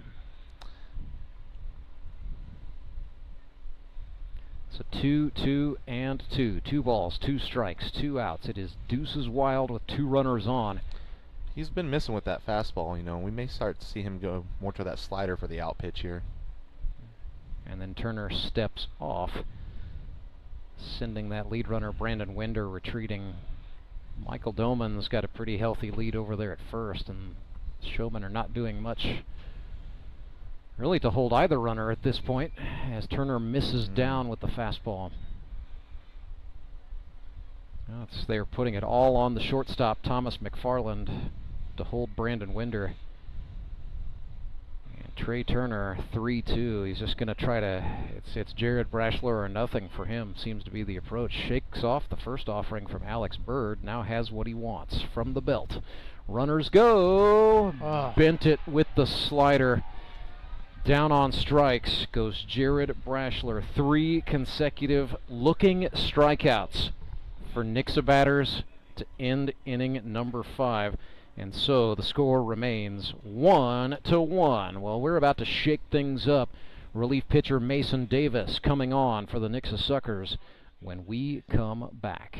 Do you ever wake up and feel like you're already out of energy? I haven't felt that way since I started doing yoga. You do yoga? Every morning. Best change I've ever made. Try our community classes for only $8. Sumit's Hot Yoga. You are going to feel awesome. Support local, give local. We hear it all the time, and when it comes to blood donation, there's an easy way to make sure your gift is being used in your community. Donors with Community Blood Center of the Ozarks provide every drop of blood, platelets, and convalescent plasma to patients in over 40 area hospitals. How do I know why that's important? Because my youngest daughter, Jocelina, is alive today thanks to local blood donors. Find out how you can help at cbco.org. Local donors, local patients. That's the Community Blood Center of the Ozarks difference.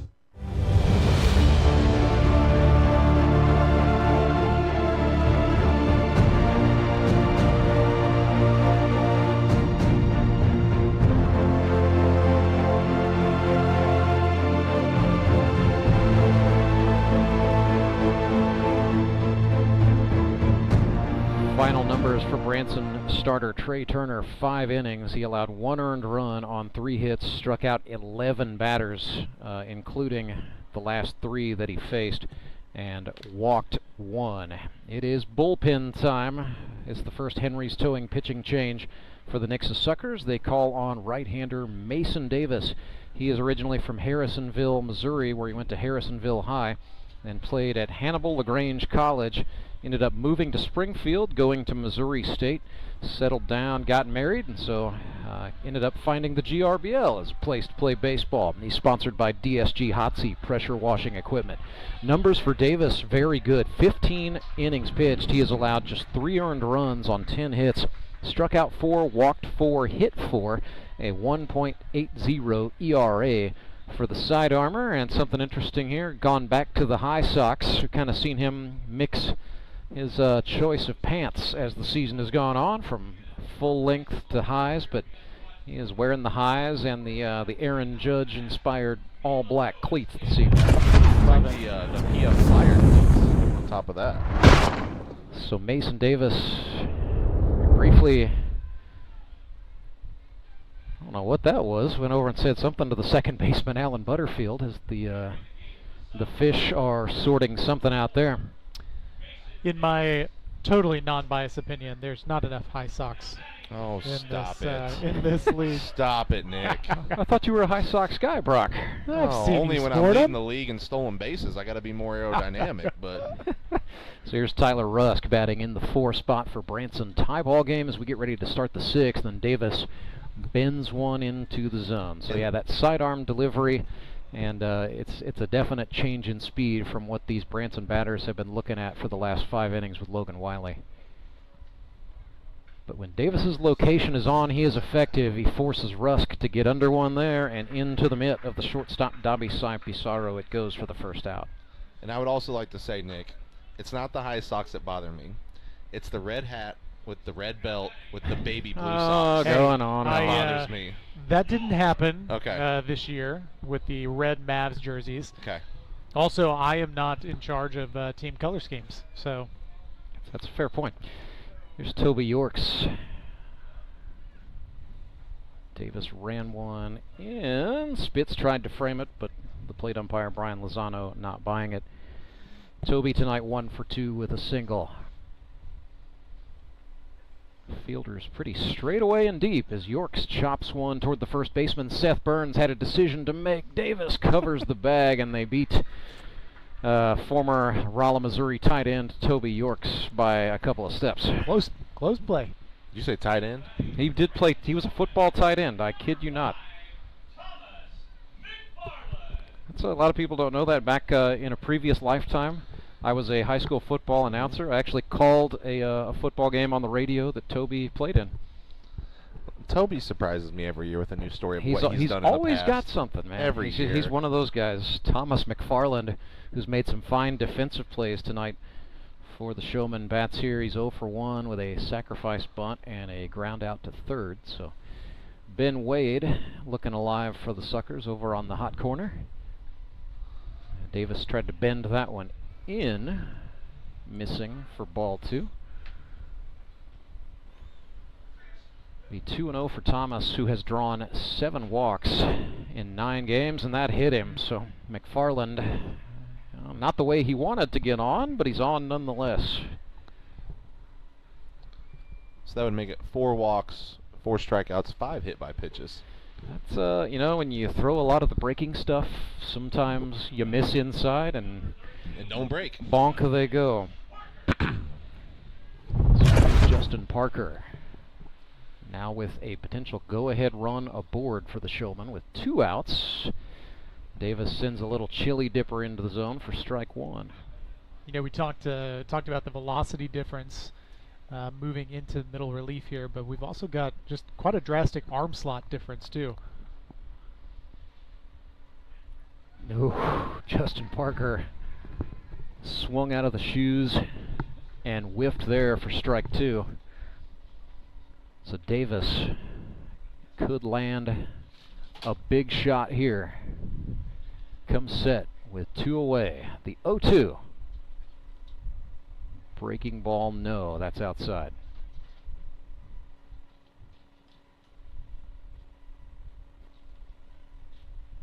Parker way back toward the back of that right-handed batter's box. Davis from the chest now steps out.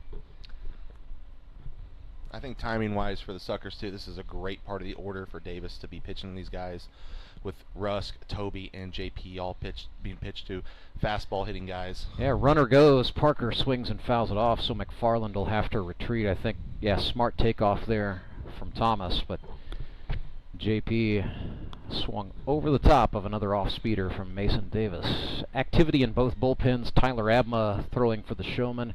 Ethan Paskey, right-hander, who has been the closer, active in the Suckers bullpen. So we'll do another 1-2. Davis, he is really worried about McFarland. Would like to keep the go-ahead run out of scoring position, I guess. But here he comes. Parker swings and fouls that one off his foot. We will do another 1-2. Sixth pitch of the plate appearance coming up here.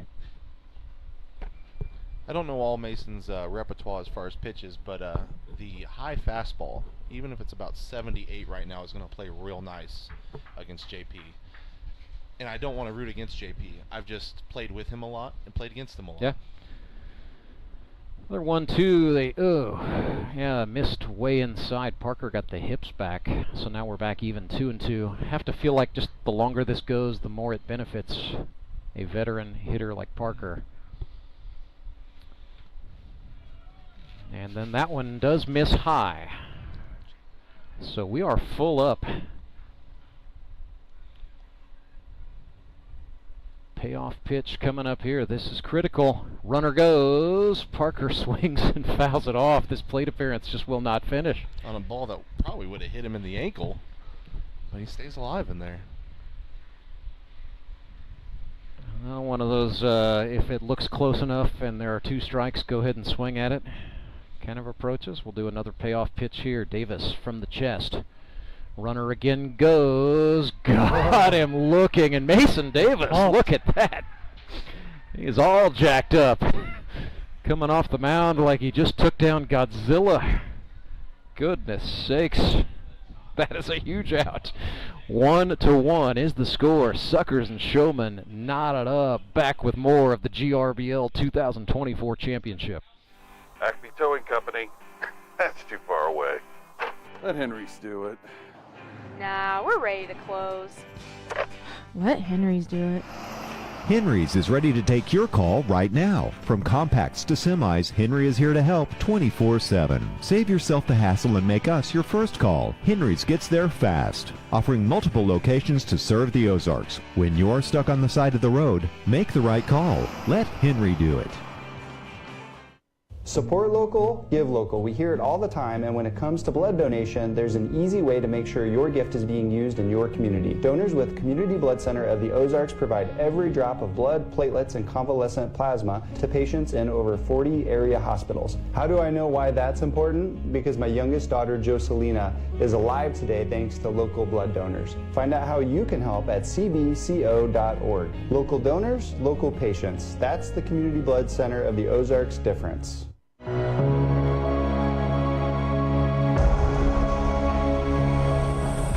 Ranceberger back with you live. Bottom of the 6th, just lost Nick Bacon and Brock Chaffin to some Tacos El Shampoo, catering the night's festivities here at Meador Park. But don't worry, I'll bring you this Henry's Towing pitching change. Marcus Rader has come on. He's sponsored by Bailey Chevrolet GMC in Willow Springs, Missouri. He was an all-conference infielder at Kabul High School, second-team all-state pitcher in Class 2, but that was back in 2013, so it had been a while for Marcus Rader when he showed up for GRBL tryouts in 2024. And it's been a good season. 11 innings pitched out of the bullpen for Marcus Rader. 4 earned runs on 10 hits. He has walked 6, struck out 1. So doesn't strike out a lot of batters, but does serve up a lot of grounders and a lot of lazy pop-ups. It's a 3.27 ERA.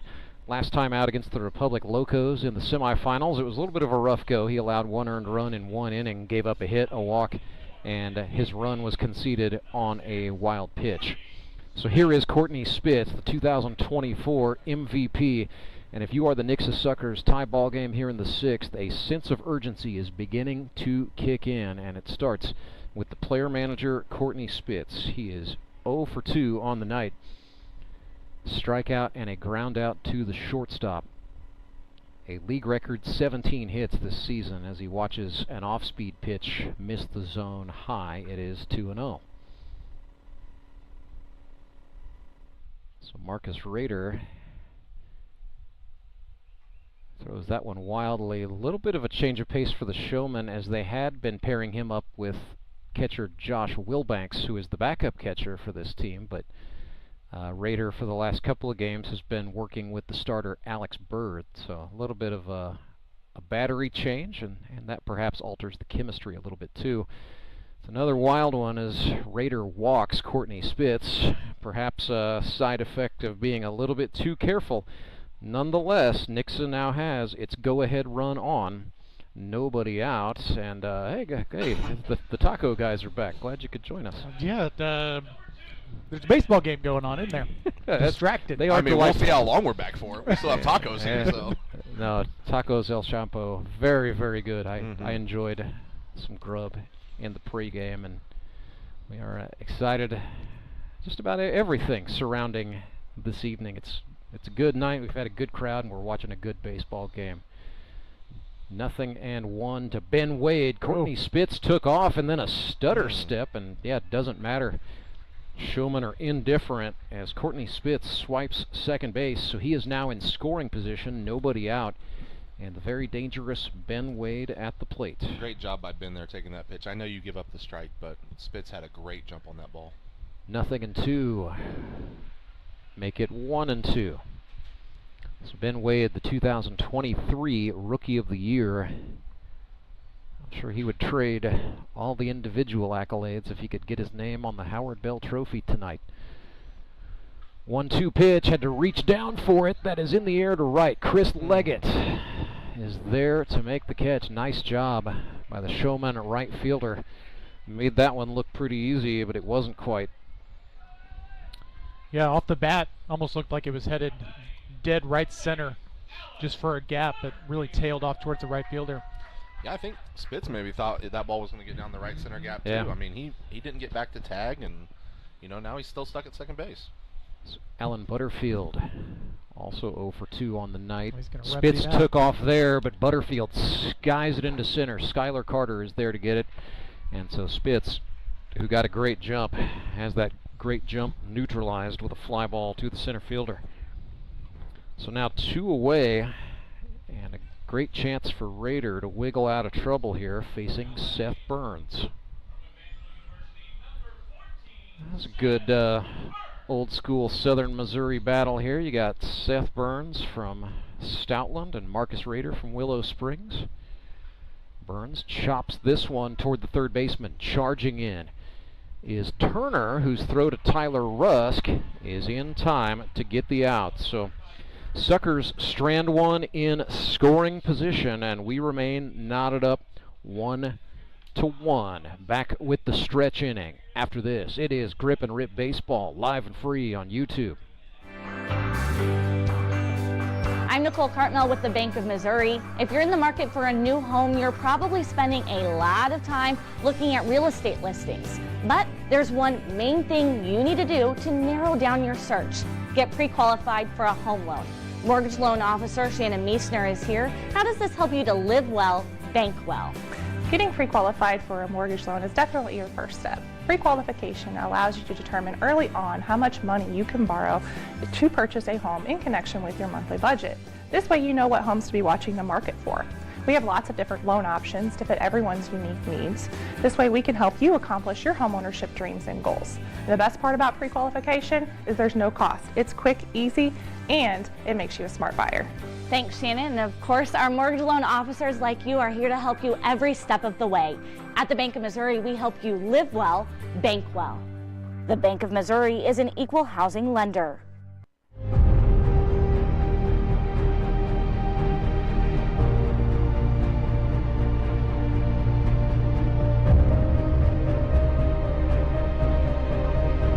It is a Henry's Towing pitching change for the Nixa Suckers, wasting no time in the 7th. They have gone to their closer, and they are making a big ask of him out of Missouri Southern State University, sponsored by Heartland Business Systems, number 5, Ethan Paskey.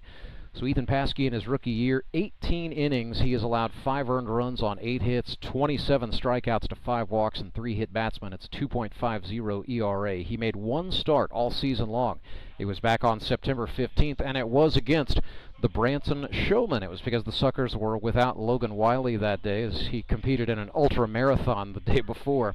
So Paskey made a spot start, and the Fish got a 7-2 victory that day. Paskey pitched 5 innings, allowing 2 runs on a hit, struck out 4, walked a couple. So Showmen have gotten a good look at Ethan Paskey in the past. That was more than a month ago, and now he is being called upon to go for a 3-inning win opportunity. He did so in the semifinals against the Metropolitans. Didn't give up a run, allowed just 1 hit in 3 innings of work. So Paskey has been good all season long and was exceptionally good in his 1 playoff appearance. But Nick Bacon, Brock Chaffin, you guys know better than anybody. There's something about the last day of the season, this championship game. It's a different kettle of fish out here. Yeah, can't leave anything out on the field. Yeah, and with this being a 1-1 ball game, I mean, I think we're going to see some nerves maybe flare up. And Hammett trickles one past Ben Wade, and Dobby Cy Pizarro's got no chance. Hammett hit that one hard, hit it down. Wade dove, could not come up with it cleanly, and that is being scored as an infield hit. Yeah, maybe rightly so, I think.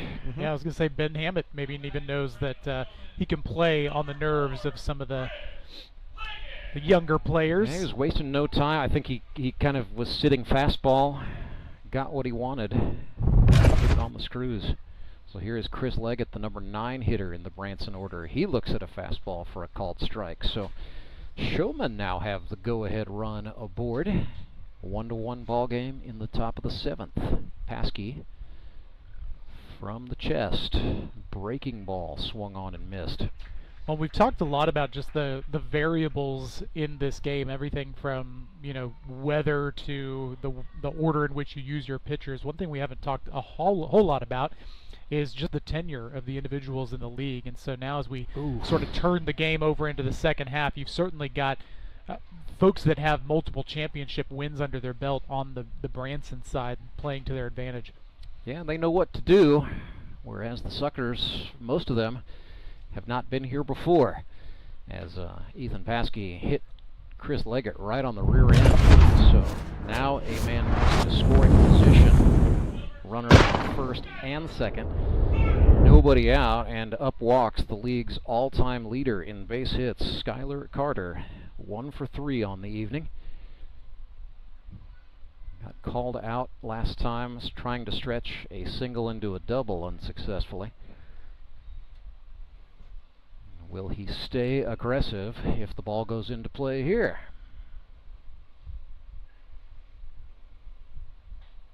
1-0 fastball is there on the outer half.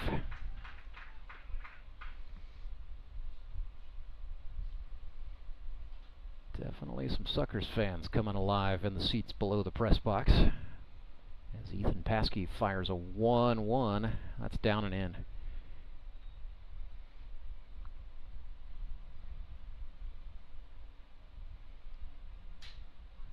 So Paskey, one of those guys who had a gap in his playing time. His last college baseball game was in 2020. Ended up leaving Missouri Southern State in the midst of the COVID-19 pandemic to come back to his hometown of Springfield and finish out his degree at Missouri State. Ended up being a great business decision on his part, but one of those guys, he really missed baseball, and so found the GRBL on social media. I think he's got a bright future. 2-2 cement mixer curveball. Schuyler Carter goes down looking, and that's no easy feat. Yeah, I was lucky enough to actually have lunch today with Ethan, and first time meeting him, got to talk to him a little bit. Told me a story about going to Missouri Southern and being cut short, essentially by COVID. And I asked him, did you like it? There are things you didn't like, and he goes, from walking in, he goes, I've been very pleased with this league. So, a guy that pitches at a high level, still pretty young. So I think for future GRBL, it's going to be nice having him around for the long term. That's certainly what we hope for a lot of these young guns. There were 25 rookies, true rookies, in the league this season. Suckers have more than any other club. It's a nice Seth Burns little gamesmanship on the back pick throw. Chris Leggett did a nice job keeping the foot on the bag, but a little bit of a headsy play there from the first baseman, Seth Burns. It'll be 2-0 to Jacob Karlson with 1 gone. Woof. Big fan. You know what Ethan Paskey's a big fan of? Reuben sandwiches. Yeah. Shout out McAllister's for the Reuben sandwiches today. So I was going to ask if you had tacos. No. I actually had a French dip, but he had the Reuben, and then I regretted not getting the Reuben. Pitch passed outside. It is 3-1. So the Suckers are being careful with Karlson, but kind of running out of bases to give here. Looks back and checks the runner, now comes home. That is skied into the night. It's going to stay in the ballpark. Jared Brashler, the veteran, tracks it down. Oh, and he dropped it. So the runners are going to be safe. And the bases are loaded. That was a big league fly ball, and from the moment it left the bat, I mean, I lost it. This is a black night sky. I think it got up above those lights. Yeah, and then when it came down back into the light pool, for whatever reason, I mean, Brashler had it in the glove momentarily. Yeah, just about and as then he didn't. Sure-handed an outfielder or fielder in general as you're going to find in Jared Brashler. So it's exactly what you don't want if you're the Suckers, because here comes the league leader in RBIs, Trey Turner. He's already got 1 this evening, an RBI double back in the first, and here he is, bases loaded, 1 out. Just even a ball in play would be big for the Branson Showmen here as Paskey misses inside. 1-1, 1 out. Runners on every base. Suckers with the infielders in. Fastball, no. 2-0.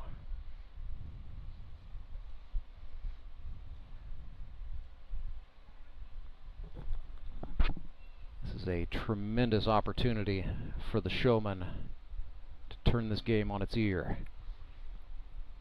2-0 pitch, broken bat, and that's going to get through. At least 1 run will score. Showman opt to stop there. It is 2-1.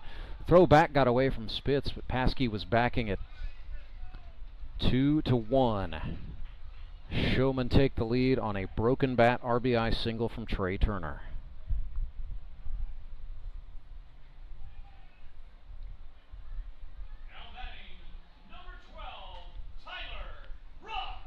Bases stay juiced. Chris Leggett is that lead runner over there at third, and the batter is Tyler Rusk. Even with the down year that Rusk has had this year, this is a massive opportunity to end the season on a high note. 1 for 3 tonight. Looks at a fastball on the outer half. It's just been kind of noticed a pattern here of outside misses to righties on heat. That was a slider. Pizarro, the shortstop, back in the hole. The throw to Butterfield for 1, and the Suckers turn 2. That'll get him out of trouble, but not before the Showmen take the lead. Second double play of the night for the Fish, but it is 2-1. Branson Showmen out in front. We are at the 7th inning stretch, and in the Grip and Rip League, the 7th inning stretch is sponsored by Sumit's Hot Yoga. At Sumit's Hot Yoga, you are going to feel awesome. We will also take this opportunity to thank Henry's Towing. Remember, when you are stuck on the side of the road, you got to make the right call. You got to let Henry do it. Acme Towing Company. That's too far away. Let Henry's do it. Nah, we're ready to close. Let Henry's do it. Henry's is ready to take your call right now. From compacts to semis, Henry is here to help 24/7. Save yourself the hassle and make us your first call. Henry's gets there fast, offering multiple locations to serve the Ozarks. When you're stuck on the side of the road, make the right call. Let Henry do it. I need a change. My workouts are too boring. Oh, I've got an amazing workout for you. Hot yoga. I've lost weight and I'm more flexible. Try our community classes for only $8. Sumit's Hot Yoga. You are going to feel awesome.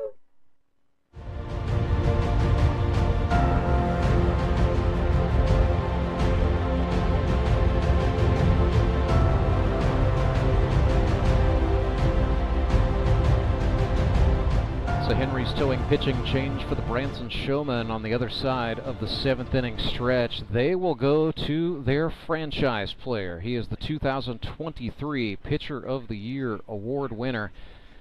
Tyler Abma goes to the hill for the Purple Gang. Tyler Abma in 2024, 29 innings. He has allowed 7 earned runs on 25 hits, struck out 36 and walked 5, a 2.17 ERA. Last time out was against the Republic Locos. He allowed no runs on 1 hit, struck out a batter in 2 innings of work against the Republic Locos, facing 1 above minimum. Tyler Abma got roughed up last time he saw the Nixa Suckers back on September 15th. The Fish put 4 earned runs on him on 5 hits. Abma still struck out 7 batters in 5 innings of work, but it was really the best we had seen a team do offensively against Tyler Abma in quite some time. In 2023, he allowed 8 earned runs in 32 innings of work, struck out a league-high 49 batters that season, walking 8, and won the GRBL's Pitcher of the Year award. So Tyler Abma, big question mark is, how is he feeling? How effective is he going to be? The arm's been hanging a little bit. We're going to find out real fast, Nick Bacon. Yeah, and I think that if you are Tyler, you're going to have a real short memory in terms of that last outing, not really remembering the 4 runs that Nixa got to you for in the previous game. It's also why, the last half inning was so huge for Branson, and you would have loved to have seen, if you're them, a couple more, or at least 1 more run scratched across, because anything can happen. 1-run lead in this league does not feel safe at all. It's a foul ball off of, looked like the foot of the batter, Brandon Winder. It'll be 7-8-9 for the Suckers this inning, so Winder, Doman, and Gibson scheduled to bat. 0-1 to the rookie from Farmington. Had a very good rookie season, did Brandon Winder. Worked some as an outfielder, played some second base, and has been the DH or the EH some as well, but 9 hits in his first 8 games. Abma's really taking a lot off with this. The 0-2, and he's guiding it a little bit, you might say, but that was effective there as a strikeout for his first out. And that shows you, it speaks to the caliber of pitcher that Tyler Abma is. You can tell he doesn't have, something's amiss, and yet he's still incredibly effective, and he's still striking out batters. We're seeing the Cole roll up. We're seeing Cole, he used to be a guy that threw low 90s as well, and then still wanted to get out there and support the team and focused more on control and command than anything. I'm sure Jacob Karlson and Tyler Abma have talked about this extensively. Abma's a guy who just not a lot gets to him. He's usually always making some sort of joke, usually delivered through several layers of sarcasm. So, he is not going to let on how much pain he truly is in, but I'm sure he and Karlson talked tactics as far as just what was in the bag for Tyler Abma today. He's behind here 2-1 to Michael Doman, who squared up and showed bunt. Abma comes back. Yeah, sort of a slower version of the Abma slider. What makes him good is that his delivery is usually just the same 100% of the time, but it has not been the case for him last couple of times out.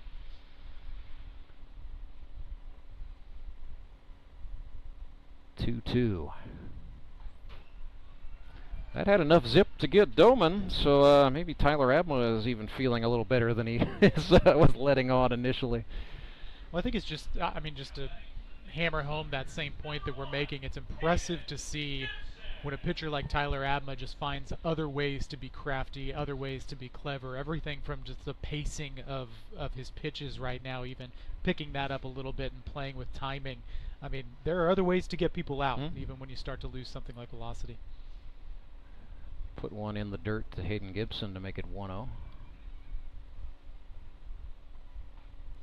Slider for a strike there. Tyler Abma, originally from Miller, Missouri, where he set the single-game strikeout record for high schoolers in the Show Me State. Went on to play at Drury University. You got the number for strikeouts, Rance? It's 22. 22. In a 7-inning game. Oh, so there was a dropped third strike, allowing him to go get one more guy. He was mowing. Through the Tyler also threw the GRBL equivalent of a perfect game last season back on October 1st.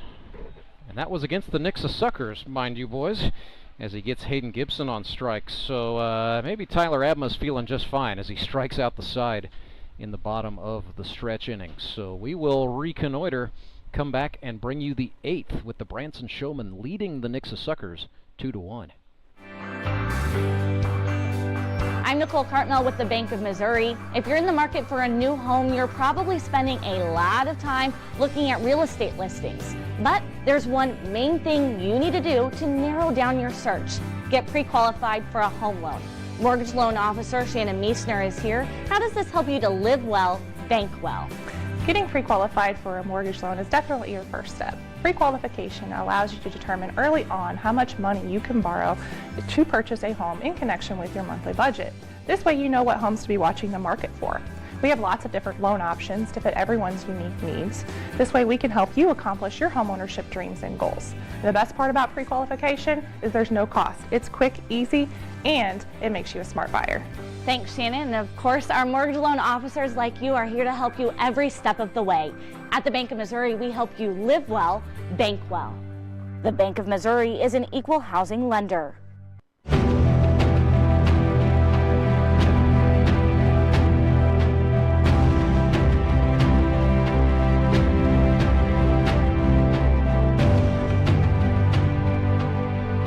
Not a lot of time left in Season 9 of the Grip and Rip Baseball League. 2-1 is the score. The Branson Showmen lead the Nixa Suckers in this Howard Bell Trophy Championship Final. I'm Rance Berger. My partners for this one, Nick Bacon and Hall of Famer Brock Chaffin. Batter for the Showmen will be Toby Yorks. Toby tonight 1 for 3, getting his first look at Ethan Paskey. Suckers right-hander winds and fires, zips one into the zone. My memory could be a little off, but I believe in the last 5 years since Toby joined the league, this will be his 3rd time playing in the championship. Hasn't won one yet. Has not won one. That is the point I was about to make as he grounds to Seth Burns, who steps on the bag for the unassisted out. So yeah, Toby broke in 2020. He was with the Springfield Metropolitans that year. Played for the Showman in 2021, made his 2nd final appearance in 2022 with the Showman. And this is year number 4 in purple for Toby Yorks. He was kind of a pet project of his former high school teammate Cole Rourke, who kept drafting Toby, and then Jacob Karlson, for whatever reason, just decided to keep the tradition alive. So. Well, we only get that size jersey in purple. It is nice for Toby to just not have to do laundry until the 5th week of the season on a regular basis now. Yeah. 0-2. Ethan Paskey, no laughing matter, has quickly worked ahead of the shortstop Thomas McFarland here.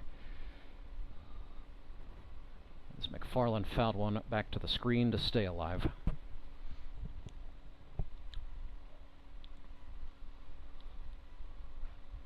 Paskey just reaching back and firing. That one was high, and McFarland did not oblige.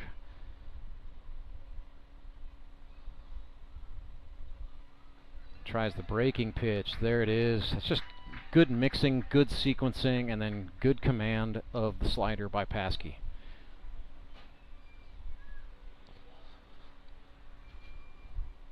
So he's got 2 strikeouts.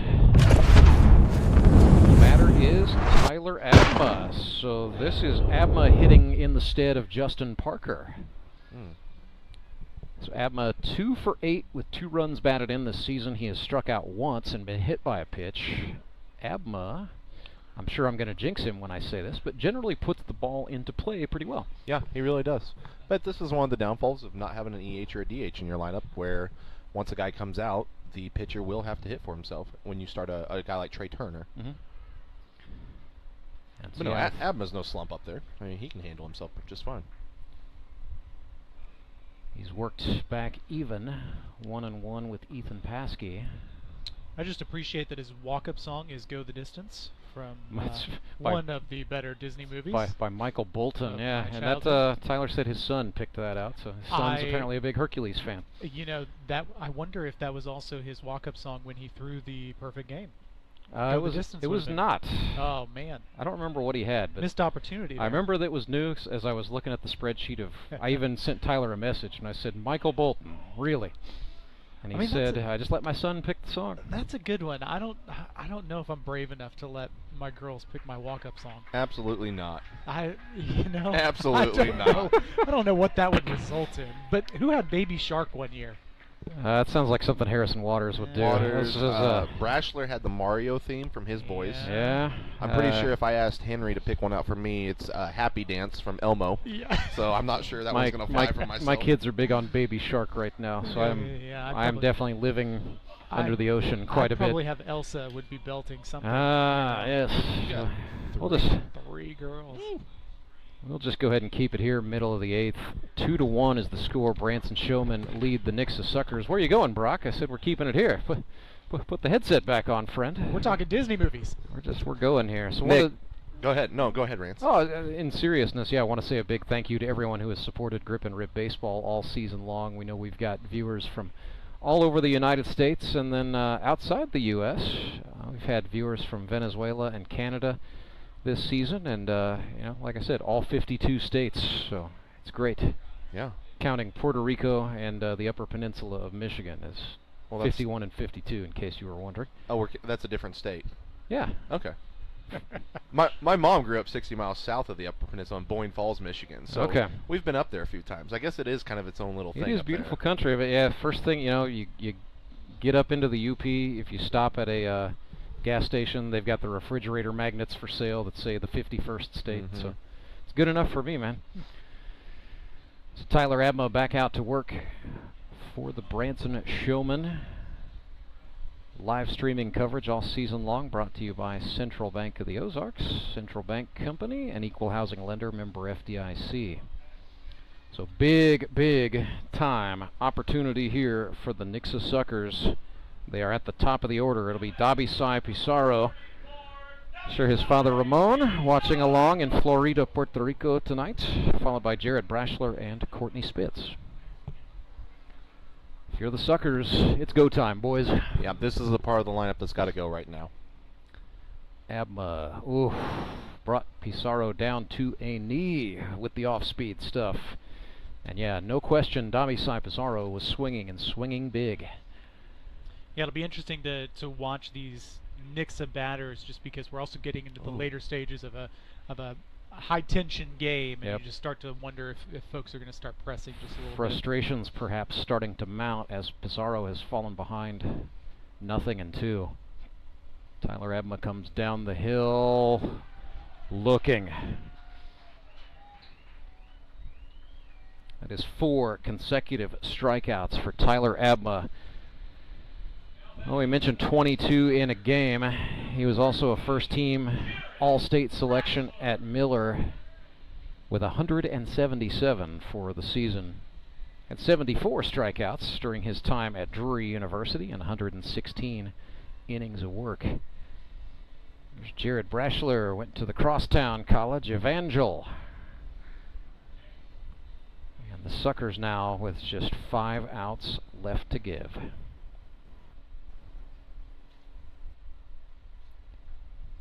Abma starts Brashler off down and in, ball 1. Brash tonight 1 for 3, a single and a pair of strikeouts. Looked at strike 1.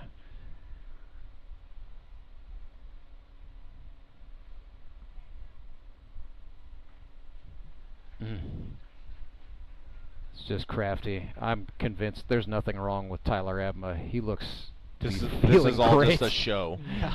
Oh, my arm hurts.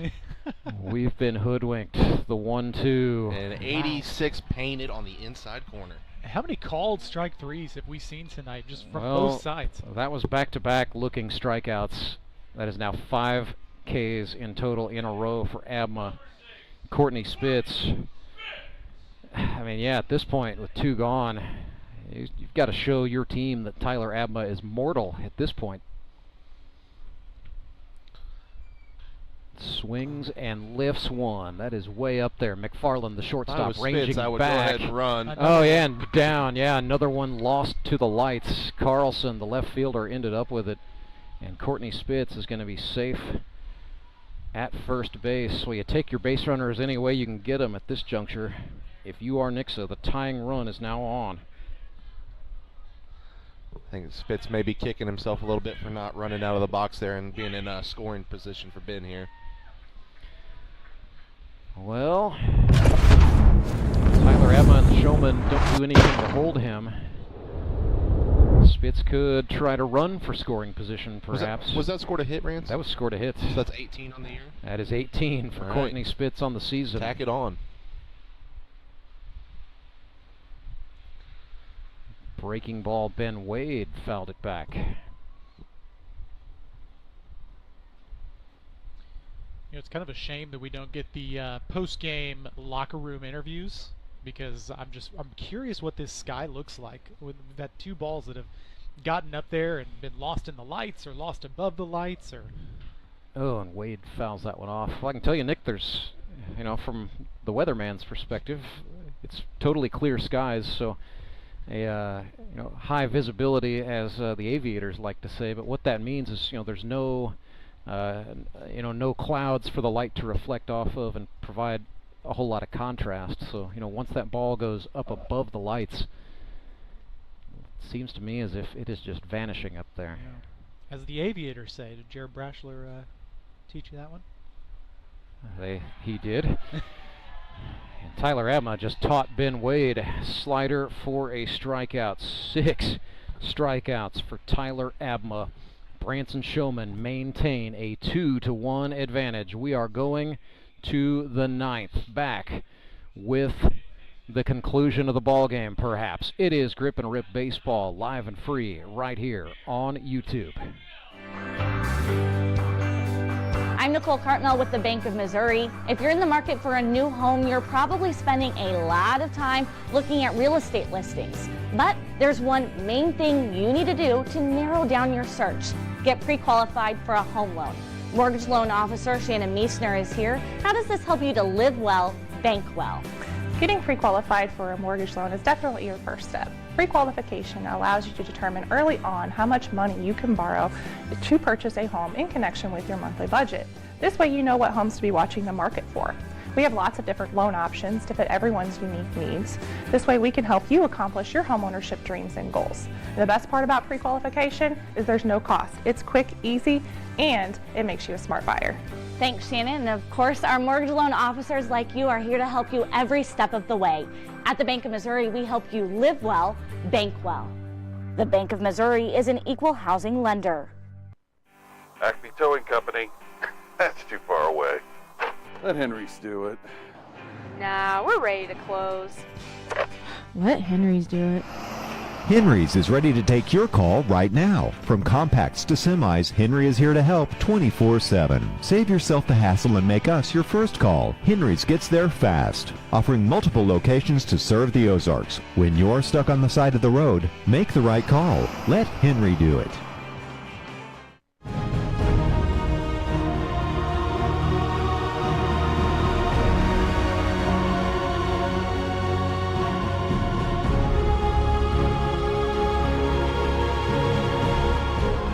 Is the score. Branson Showmen lead the Suckers. The Purple Gang comes to bat here in the top of the 9th, and after that, Nixa will have one last shot. It is a pinch hitter for the Showmen. Clever Missouri's own Chandler Maples. Chandler is a first pitch fastball swinger. Absolutely. So if he gets it, he will be attacking it. Slider. Wisely, they throw Maples a slider. I think somebody has finally caught on to the scouting report there. And Maples hitting .357, 5 for 14. So definitely the number one bat off the bench for this Branson team.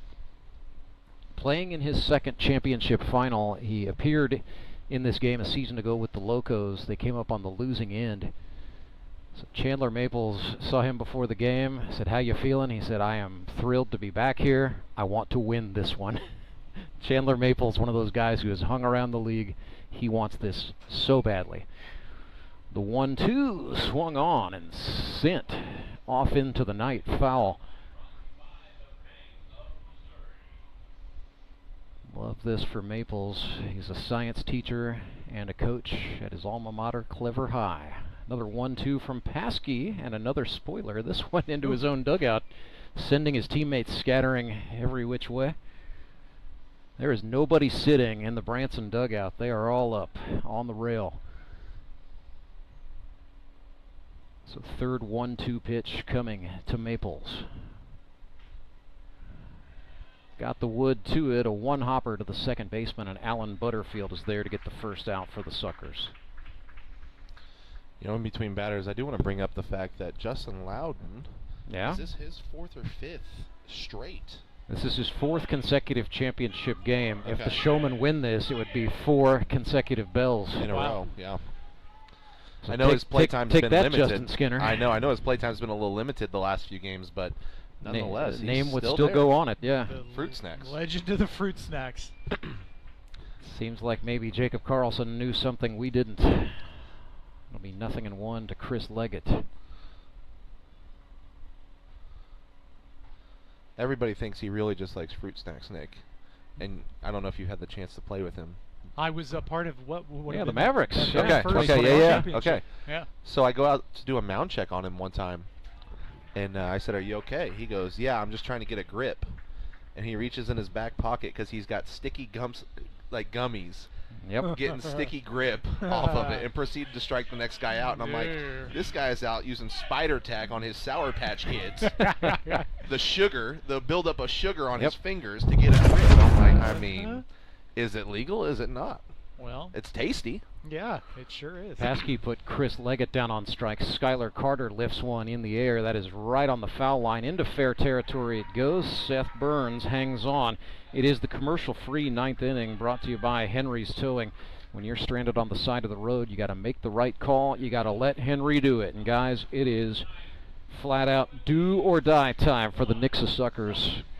Courtney Spitz broke through the glass ceiling by winning in the semifinals for the first time in 7 attempts. I know he wants this one really badly. So do the Branson Showmen. This game has been an absolute banger, it's got to be said. But the Nixa Suckers down to their final 3 outs. It should be Alan Butterfield, Seth Burns, and Brandon Winder coming up here, unless they go with a pinch hitter. But Tyler Abma back out to try to preserve it for the Branson Showmen. Yeah, we have talked a lot about how these two teams just seem really well balanced, especially against each other, and that's played out tonight. A phenomenal baseball game, a close baseball game that each team has sort of matched the other every step of the way. So, exciting finish. It's hard to believe, you know, the regular season, these two teams, it was 2 wins by the Suckers, 9-0 and 7-2, so a combined 16-2. But the Showmen have really reinvented themselves for the playoffs, you know, flipping the script with their pitchers, Tyler Abma and Trey Turner. But they've also had several players come on and find some offense. You know, Tyler Rusk has gotten it going. Thomas McFarland has come on and has played very well. And so here we go. The Branson Showmen, 3 outs away. The Nixa Suckers need some sucker magic right here, right now in the bottom of the 9th. I know what all these guys are feeling right now. I've been on the both sides of this game right now. You know, down in the 9th and up in the 9th, and you know anything can really happen here. So these guys need to keep their nerves under them and just play good, clean baseball. Trickler right side, and what a job by Tyler Abma running over and covering as they get the speedy Alan Butterfield for the first out. 1 away.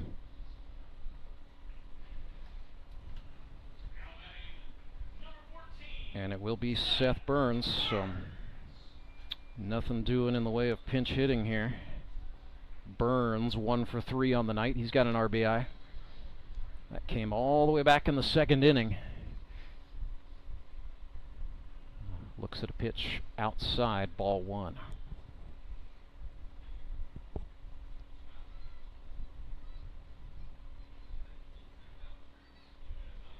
What a story it would be if the Branson Showmen can win this. It would mark a third consecutive time that a team has come through the eliminators to win a GRBL championship. Ball on a strike to Burns. Checked it there. It's 2-1. Would it be the first Purple October too?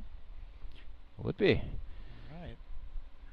But both of these teams coming into this game had never won a GRBL championship in their existence. Showman had a finals appearance, but sorry. Yeah, Springfield Metropolitans got a hold of them back in 22. And you know, no matter what happens, we're going to have some manager is going to get his first championship win this evening, whether it is Jacob Karlson for the Showman or Courtney Spitz for the Suckers. There's a bouncer and a walk. So Tyler Abma, a very rare free pass, puts Seth Burns aboard. And the Suckers have the tying run on in the ninth with one away. I think to go along with Spitz and Karlson, you know, having their first opportunity here, you know, you're looking at two potential GRBL Hall of Famers there too. So it just adds to the list of accolades that they're eventually going to have over their careers. Both of those gentlemen got a lot of votes in the last election cycle. As a matter of fact, just not enough to get the red jacket this time. As Abma misses high, perhaps the size of the moment getting him a little bit. I don't think you're sorry. No. 1-0 pitch. Abma from the midsection. Misses up and in. Gosh, he just had pinpoint accuracy when he went out there in the seventh. Doesn't seem to have it right now.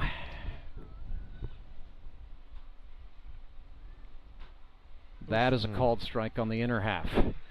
Tough strike there. It almost moved the jersey as it came in. So that's a good take from Winder, I think, if there is such a thing. Taking strike one. That misses up, so it's been up, suggesting maybe a mechanical problem, Brock? I think this is where whatever injury Tyler's fighting, he's trying to over-guide the ball a little bit to, you know, just throw strikes, let his defense play behind him, but it's just a head thing right now. 3-1. Yeah. There it was. Slider for a swinging strike. That's your normal Tyler Abma delivery, not trying to guide it, throw the ball out there. You know, I'm not sure what the Nixa bench looks like, but would you guys think about a runner here, a pinch runner? It's pretty thin. They well, Jamar is on the bench for but an injury. Can he re-enter? He can't enter to run for Burns because, you know, Avery Hart started the game in another position in the order, so they've got to run Seth. I guess he could run if it was a catcher or a pitcher. Right. Yeah, not a re-entry. Gotcha. So they've got to run Seth. Here comes a 3-2 to Brandon Winder, the rookie from Farmington. Swings and sticks that one back foul over the net. We will do it again. Tension thick with two C's. Here's where if you're Abma, you know, reach back for one. You know, he's guided the last few up there, and the one he threw for a strike, you know, the swing and miss was had a little something behind it. So if he's got anything in the tank, this is where I'd pull it out. Payoff pitch. Missed it down. That is very rare indeed. Back-to-back walks, and now the go-ahead run is in scoring, or the tying run is in scoring position. The go-ahead run is aboard. Batter's going to be Michael Doman for the Fish. So take away any double play action. We will get back to the top of the lineup possibly. So the Showmen are going to have a conference on the infield, and definitely going to be sticking with Tyler Abma.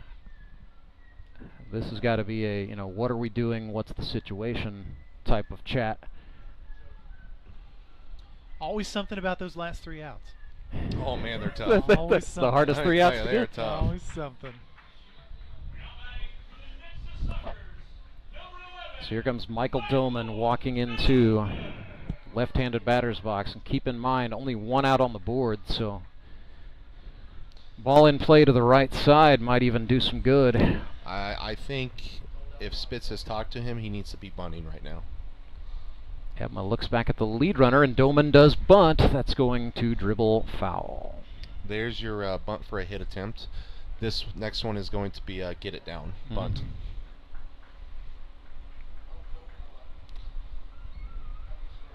if that hand plays out, we'll probably see an intentional walk to Hayden Gibson. Yeah. Just to create the force at home. Really choked up on the bat. I wouldn't be surprised if he's turn it again here. Oh. Well, Abma ran that in, and then, that hit Doman's bat, and he slams it in frustration. But, that's a foul ball. Yeah, good pitch for somebody who thought maybe they were going to try and square to bunt again. Rance, does he have a few bunts on the season? He does, and Michael Doman, matter of fact, has bunted for a hit earlier in the year. That is most definitely a part of his game, and he's not been afraid to go to it, but I'm expecting a swing here. 0-2. Oh, Abma tied him up. Showman fans loving that one. They are 1 out away. Here comes Hayden Gibson.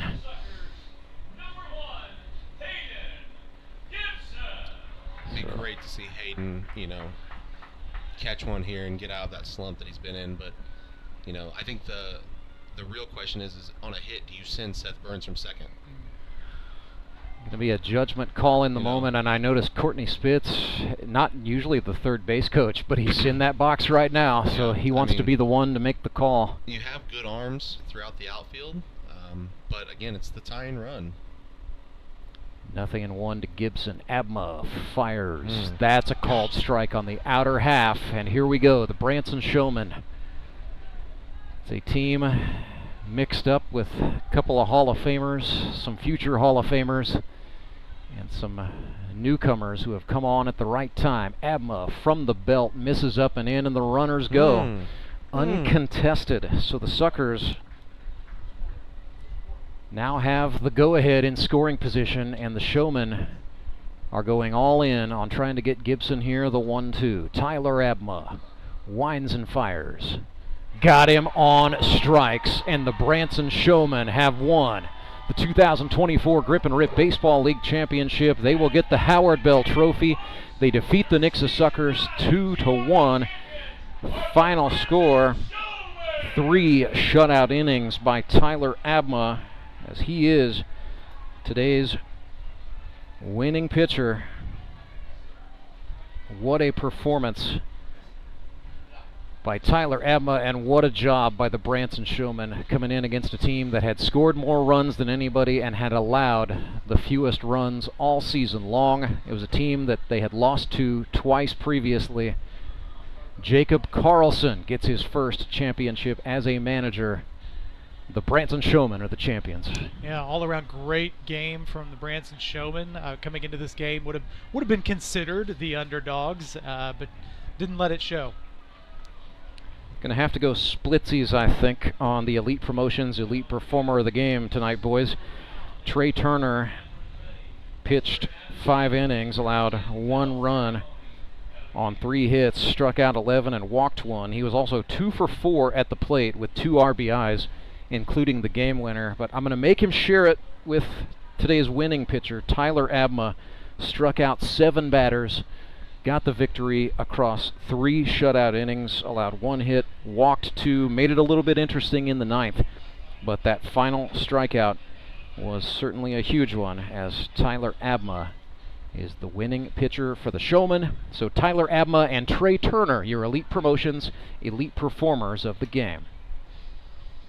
Really happy for a lot of those guys. A lot of ex-Mets on that Showman team, and Toby's been in this game a few times, so that's his first one. It is. It's good to see JP get another one, Schuyler Carter get another one. So that is now 5 for Schuyler Carter. So he ties Daniel England, just adding to his lore, right? He's the league's all-time leader in hits. Now he is tied as the league's all-time leader in championships. It's another title for Josh Wilbanks. It is the... Let's see, it's the first for Chris Leggett, the first for Thomas McFarland, the first for Abma, for Bird, first for Trey Turner, obviously, the Rookie of the Year. Ben Hammett getting another one, a championship. That's a big one for him. It had been a while. Last year. Oh, that's right. No, sorry. Ben Hammett. Ben Hammett, like the forgotten Met. You know, with this league and the way guys rotate teams, you know, you change partners more than square dancers. You do, and it's hard to stick with one team. You know, I still envision Ben Hammett as like the guy from Justin Skinner's Raptors and High Rollers back to back. I see him in an orange jersey and a black hat. That's him, all right. So Jacob Karlson gets his second Howard Bell Trophy. It is his first as a manager. It's a first for Marcus Rader, a second for Tyler Rusk. How about Justin Parker getting his name on the bill for the first time since 2022? Oh, yeah, since 2022. He was not a 2023 Met, but he was a 2022 Met. So JP gets one. Chandler Maples, we talked about him a little bit. Man, he has been in this league since 2018, just his second appearance in the championship game and a first championship. He's probably going to sleep in that champagne-soaked T-shirt tonight. And the first one for Toby Yorks. And how about Justin Fruit Snacks Loudon? That is 4 in a row, back to back to back to back. I want to jump back to Chandler Maples there because I played with him my first year on the Yokers. Yeah.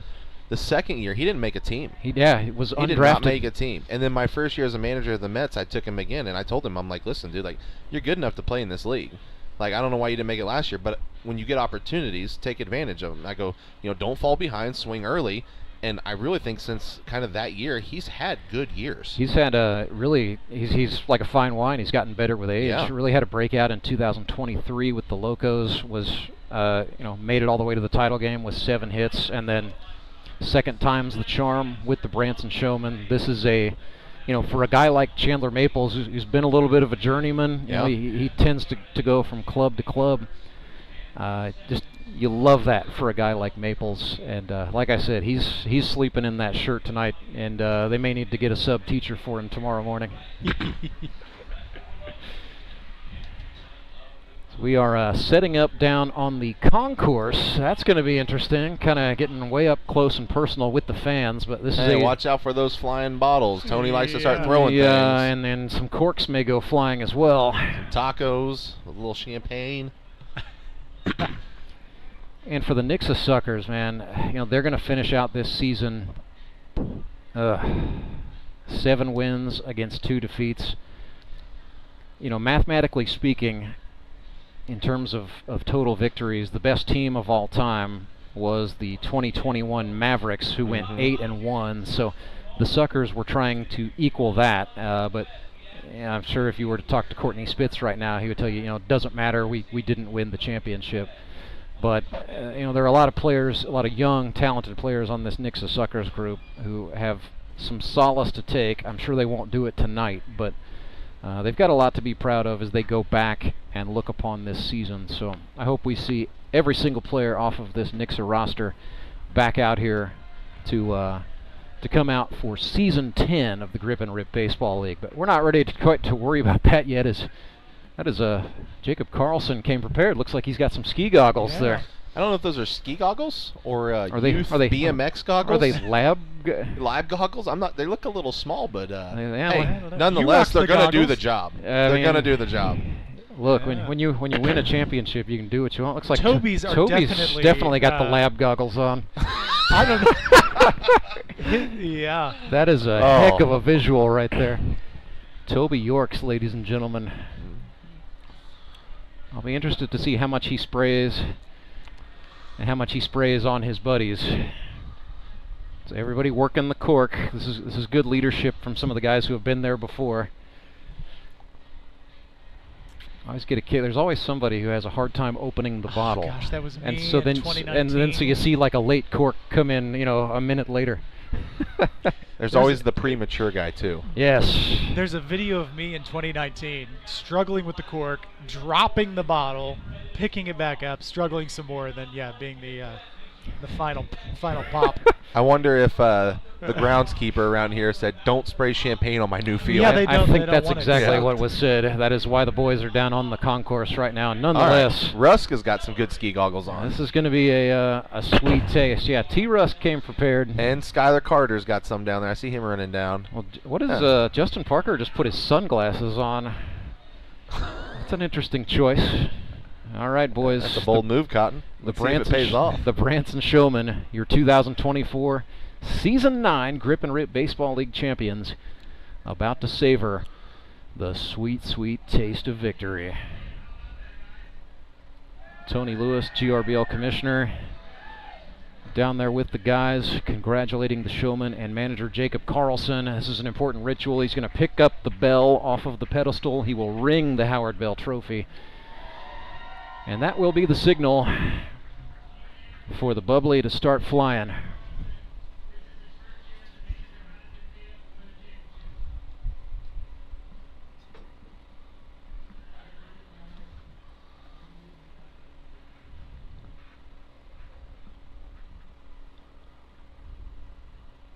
That is a Jacob Karlson had a monologue prepared. I'm impressed. Usually he's a give credit to all the guys, happy to be here sort, but something more to say perhaps. The Howard Bell Trophy goes to the Branson Showmen. What happened? I called the premature guy, you know. I didn't think the commissioner was that guy. I guess Karlson was that guy. All right, they're shaking it up. Here we go. The champagne shower. The Branson Showmen are the champions. Once again, Trey Turner, Tyler Abma, your Season 9 champs. They are your players of the game. First time championships for both of those men. Second time for Jacob Karlson, but his first as a manager. It's got to taste awfully sweet. Really happy for Tyler Abma, too. He's been a guy that's been in the league for a few years now, and fighting through that injury to come out and throw 3 innings like he did there. I mean, that was a huge by him, and former ex-pitcher of the year, too. So, I mean, just tally it onto the list of accolades he'll probably have by the time he's done as well. Yeah, Showman tonight, 9 hits, and they limited Nixa to 4. I mean, that's something that is going to get buried, I think, in the memories of this ball game. But tough offensive night for the Nixa Suckers, falling 2-1 as Branson got its game-winning run in inning number 7, an RBI base hit off the bat of Trey Turner. What are we doing? Oh, we're getting a shout out to the broadcast crew. So Nick, don't flip people off. Grab like that champagne. Oh my God, yeah, spray them. Watch out for the lady with the taco down here. That's the Rance Burger white grape special. That would be the Brock Chaffin special too. So for sure. So they are thanking all the crew. So we will do that too. I'd like to say a big thank you to our game day directors throughout the season on the broadcast. That's Derek Saiko and Jacob House. Our executive producers are Tony Lewis and Harrison Waters, who did an absolute yeoman's job today and actually yesterday a little bit, setting up all of the equipment so we could try to give everybody up close and personal views from Meador Park. It's always kind of like moving a city when you move your broadcast equipment from one stadium to another, but Harry and Derek Saiko and a little bit of Tony Lewis certainly did that job and answered the call. Say a big thank you to Zach Still over at Ozark Mountain Sports Complex, served as the league's official scorer for a very meaty part of the season and did a great job for us. Big thanks to Scott Nasby and his crew of the Drury Panthers, who made this venue happen for us here at Meador Park throughout this GRBL season. Elsewhere on the GRBL staff, you've got the Hall of Famer Mike Hudgens, the official game day photographer. Go find him on Facebook at Mike Hudgens Photography. You can go thank Daniel Davis, our game day announcer. And yeah, we're going to talk things over with one of the victors. Yeah, hey, no harm done, man. You had a celebration to get to. So let's welcome in one of our elite promotions, elite performers of the game. And yeah, I can smell him as well. It is Trey Turner. Yeah, you are smelling absolutely delightful. You smell like victory. So, yeah. So Trey, let's just start with the obvious. What does it mean to you coming out here? Not only did you win Rookie of the Year and collect some individual accolades, but you just led the Branson Showmen to a championship. What does that mean to get back to baseball and jump right into winning straight away? Having the most fun. That's what that's exactly what it is. Winning's fun. If you want to have fun, you got to win. I mean, I've never known anyone that loses and has a good time. So just winning and being with the guys and seriously just having as much fun as we possibly can in the dugout, on the field, playing loose, playing like we know how we can. So means a lot. Yeah, your 11 strikeouts certainly helped, but what can you say about the job the guys behind you did tonight for the Branson Showmen, limiting ordinarily a very high-scoring Nixa Suckers group to just a single run this evening? I mean, I think we had some adversity early on, and then the defense stepped it up. I mean, we had some good plays, had some really good plays by T-Mac in short, and I mean, it's really easy to just throw the ball over the plate, throw to contact, and just know that you got a defense behind you. It's very good. And so Trey also swinging the bat. I know we've talked about this before, but the baseball bat kind of taken out of your hands after your time at Crowder College, but the GRBL was the opportunity to come out and be a two-way player, and I know that was a tremendous selling point for you. Yeah. And just set a single-season record for RBIs. What does that mean to just have the bat back in your hands and a chance to swing it again? It's awesome. I'm just literally just trying to hit the ball as far as I can. That's the goal, is hit it as far as I can and run the least amount. So, yeah, but we will go let you are needed in a team photo. Thank you very much. That is Trey Turner, and geez, that headset's going to be a little smelly there, Brock. But you know what champagne smells like. Let me get you a towel. Hang on. My white truck smelled like champagne for a year after that first one. Yeah. That's always the fun on Championship Sunday. We get to interview the smelliest guys out here. We'll hit the dump button there. So yeah, the Branson Showmen down on the field. This is another tradition in the championship T-shirts and the game-worn caps, all decked out. And yeah, good on them. Waiting for Trey, noticing he was very dedicated. We appreciate him hustling up here, do a little media with us tonight. So how about it for these guys? Once again, let's just read off our list of champions from the 2024 Branson Showmen. Starts with their player manager, Jacob Karlson. They had the Hall of Famer, Schuyler Carter, patrolling center field throughout the season. Josh Wilbanks, the U.S. Marine from Douglasville, Texas, has now won back-to-back GRBL championships. Chris Leggett back into the league. He's had a career that's had some ups and downs, but I think this team, and not just because they won the championship, but because of Jacob Karlson and some of the guys around him, that was a great landing spot for Chris Leggett, and so I think it's safe to say Leggett is back. Thomas McFarland, great defender, second-year guy out of Maryland Heights, Missouri, played a bang-up shortstop this evening. Tyler Abma, tonight's winning pitcher. Alex Bird, the rookie catcher, and it's cool, always cool to see a rookie get a win in his first GRBL season. And I know some of you veterans, Nick, like to tell them don't get too used to that because it doesn't always shake out that way. Trey Turner, we just heard from him, swinging as hard as he can every time, and it's a good approach. Having fun. And Trey undersells it, but. A guy who has played in affiliated professional baseball, where that is your vocation, that can really transform the game of baseball. So it's been really cool to see Trey Turner come out here and play and truly play at it. Oh yeah, and I'll speak for Trey here. When you play that high level of baseball, it's a job, and you don't always. It's not always fun. No. And it's your livelihood on the line. Where you come out here, you're going to go home to your kids later. They're win, lose, they're still going to be there with smiles on their face. So it makes it that much easier to play carefree out here. Like Trey said, swing as hard as he can every time. There's no consequence. He'll be back next year. Yeah. So, no, great job by him. I mean, he really led that team all year. And then the back half of the year comes in on the mound for 5 innings for multiple games. And huge pickup. Yeah.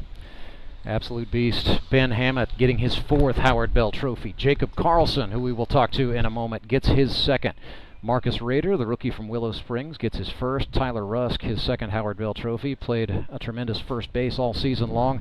Big championship win for Hall of Famer Justin Parker. Chandler Maples, we talked about him, got his name on the bill for the first time, as did the veteran Toby Yorks, and it is now 4 consecutive Howard Bell Trophy championships for Justin Loudon. Well, let's bring in the Branson Showman manager, Jacob Karlson. Just got a shower of bubbly. Jacob, I know you've won the Howard Bell Trophy as a player with Moon City in 2021, but what is the significance emotionally for you to win this thing as a manager, the guy who's calling all the X's and O's? Well, it was huge. We battled some adversity throughout the year. Atma kind of was a little banged up. Trey came in, played a huge role.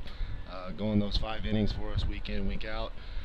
And then the sticks got hot here kind of at the end. 2 runs isn't much, but we did have 9 hits, and we had some opportunities there. But we just found a way to keep grinding, keep pushing to get the win. Other than Trey Turner and Tyler Abma just both pitching tremendously on the final night of the season, what can you say about the job by your guys collectively to limit a very good offensive producing Nixa Suckers team to just a single run? Yeah, they're very consistent. Every week they go up there, put the ball in play, they hit hard. They just with those 2 and Raider coming in, and Spitz got on, he battled through it, and he got out of that unscathed, and just kept giving us the opportunity to put that last run across that we needed to win. A little bit of a script flip tonight. We saw you guys go to a 9-man batting order for the first time, and then we also saw you use, Marcus Raider had been your 9th inning guy. You bring him on for the 6th, and then save Abma for the end. Looked like two very smooth moves on the chessboard on your part. Yeah, just give that top of the lineup some more opportunities, and then I just felt like with a change of speed, with the top of their lineup coming up, maybe a good idea there. How what was just the overall feeling surrounding this club, the emotion as you guys, you stubbed your toes on the final day of the regular season against Moon City, but you knew you had to come through the eliminators. You knew you would have to win 3 in a row. How did these guys hold it together? We were confident. We knew. All year we've been talking. This is the end goal. We knew that the regular season it's about figuring it out and getting to the point where you're putting everything together at this point in the year. You've set the bar awfully high for yourself as a first-time manager. So safe to say that contract is going to be renewed. We'll see you back with the Showman in season 10. Looking forward to it. Sounds good. We're looking forward to seeing it. That is Jacob Karlson, his first Howard Bell Trophy championship as a manager tonight. As a member of the Branson Showmen, they defeat the Nixa Suckers 2-1. Well, guys, before we land the plane, we want to tell the we're gonna bring in the Godfather. So at that time, maybe Nick, you want to give him? Hey, Tony Lewis, hop on in here. Oh yeah, let's give him Nick's headset. Right. Well, Tony, hop on in. Just about to. Whoa. Almost took us all out there. I'm sorry, man. Good gravy. All right, just nobody sit in that chair. I'm just gonna stand. Yeah, let's do that. So Tony, I mean, couldn't have asked for a better game. I think this thing was intense from start to finish. We just saw a 2-1 thriller. Oh yeah. From the start of the day to the end, I don't think the championship day, could have gone any better. Started with the championship BP. We had little leaguers out here. We had all the carnival type fair atmosphere that you and I've talked about. My main focus was a lot on that tonight, but I got to peek in and see, oh my gosh, we're still 1-1, and it's still a tight game. Saw Trey. I saw a guy gunning. He was at 92 at times. That was great. And just the thriller at the end with Tyler Abma, and he even said it could have came down to that last pitch either way. We could not have scripted a better weather, better attendance, and just better feeling for a championship game. I know going into this, Tony, we made no secret on an episode of GRBL tonight. We were excited for Wiley versus Turner, the 2 starting pitchers, and that one delivered. And Tyler Abma versus Ethan Paskey was equally good tonight. Oh yeah. And good, just good quality baseball. You had good plays up the middle with both sides, a couple great double plays. I don't know. It's everything we couldn't have scripted it any better. Yeah, champagne shower that couldn't be beat. Now we'll continue to enjoy it, and we're going to let the folks at home know. Follow us certainly on social media. Go to thegrBL.com throughout the off season, but follow the Facebook page. Follow us on Instagram, where we will start probably before too long making some announcements about season 10, and that's a big number, right? You go into the double figures. That Roman numeral X, it's going to be a big one in the life of this league. This is the first time where I actually felt the league really ended too short. I feel like there's still a lot of excitement going in, and I'm actually excited to start planning for next year. I just wanted to say, again, and always end our year like this, thank you to you. Thank you to all the listeners out there. We are so lucky to have you and Harrison and Derek Saiko and our entire staff, Daniel Davis, who Mike does Hudgens, Mike Hudgens photography, a lot Steve of guys Lale. work hard. My wife even said, I don't think people realize all the people behind the scenes, and they really don't. And this is something very unique to the middle part of the United States. and we're very lucky to do this. We inducted some great guys in the Hall of Fame right here. Brock Chaffin sitting next to me. Nick Bacon is pretty much your partner in crime now for the big games.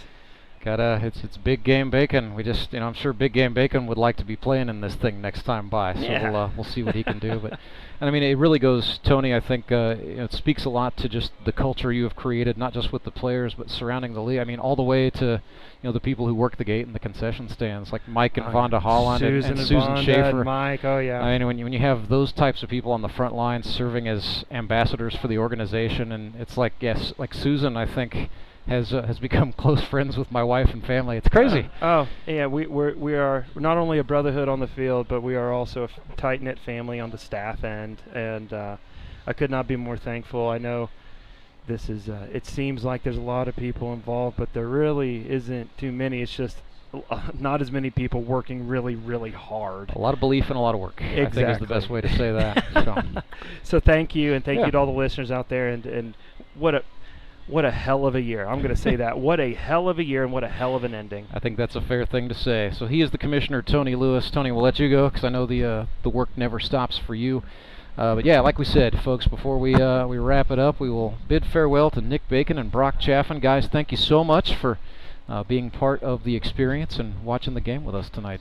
I want to say before I go, I hope to see Nick in the game next year. As the years have gone on, our technical abilities have gotten better. Maybe we get some in-game, commentary from Nick while he's playing. That would be something if he could just do both, right? I'll be the correspondent down in the, interviewing the managers between innings and stuff. I think we can get there. I think we can. We just need to do a little investing. But I'll be sure to bring that up at the debrief that's coming up. As long as you give me the pitches. I got them for you. I'm for it. Well, good stuff. Well, guys, we'll see both of you. I did want to say to prospective players, if you like what you have seen, be watching the GRBL.com. Registration for tryouts for Season 10. It will likely open April 1st, 2025, but we will make that all official on our social media channels. So, guys, thank you so much for being with me on Championship Sunday. I'm going to go ahead and bring us home.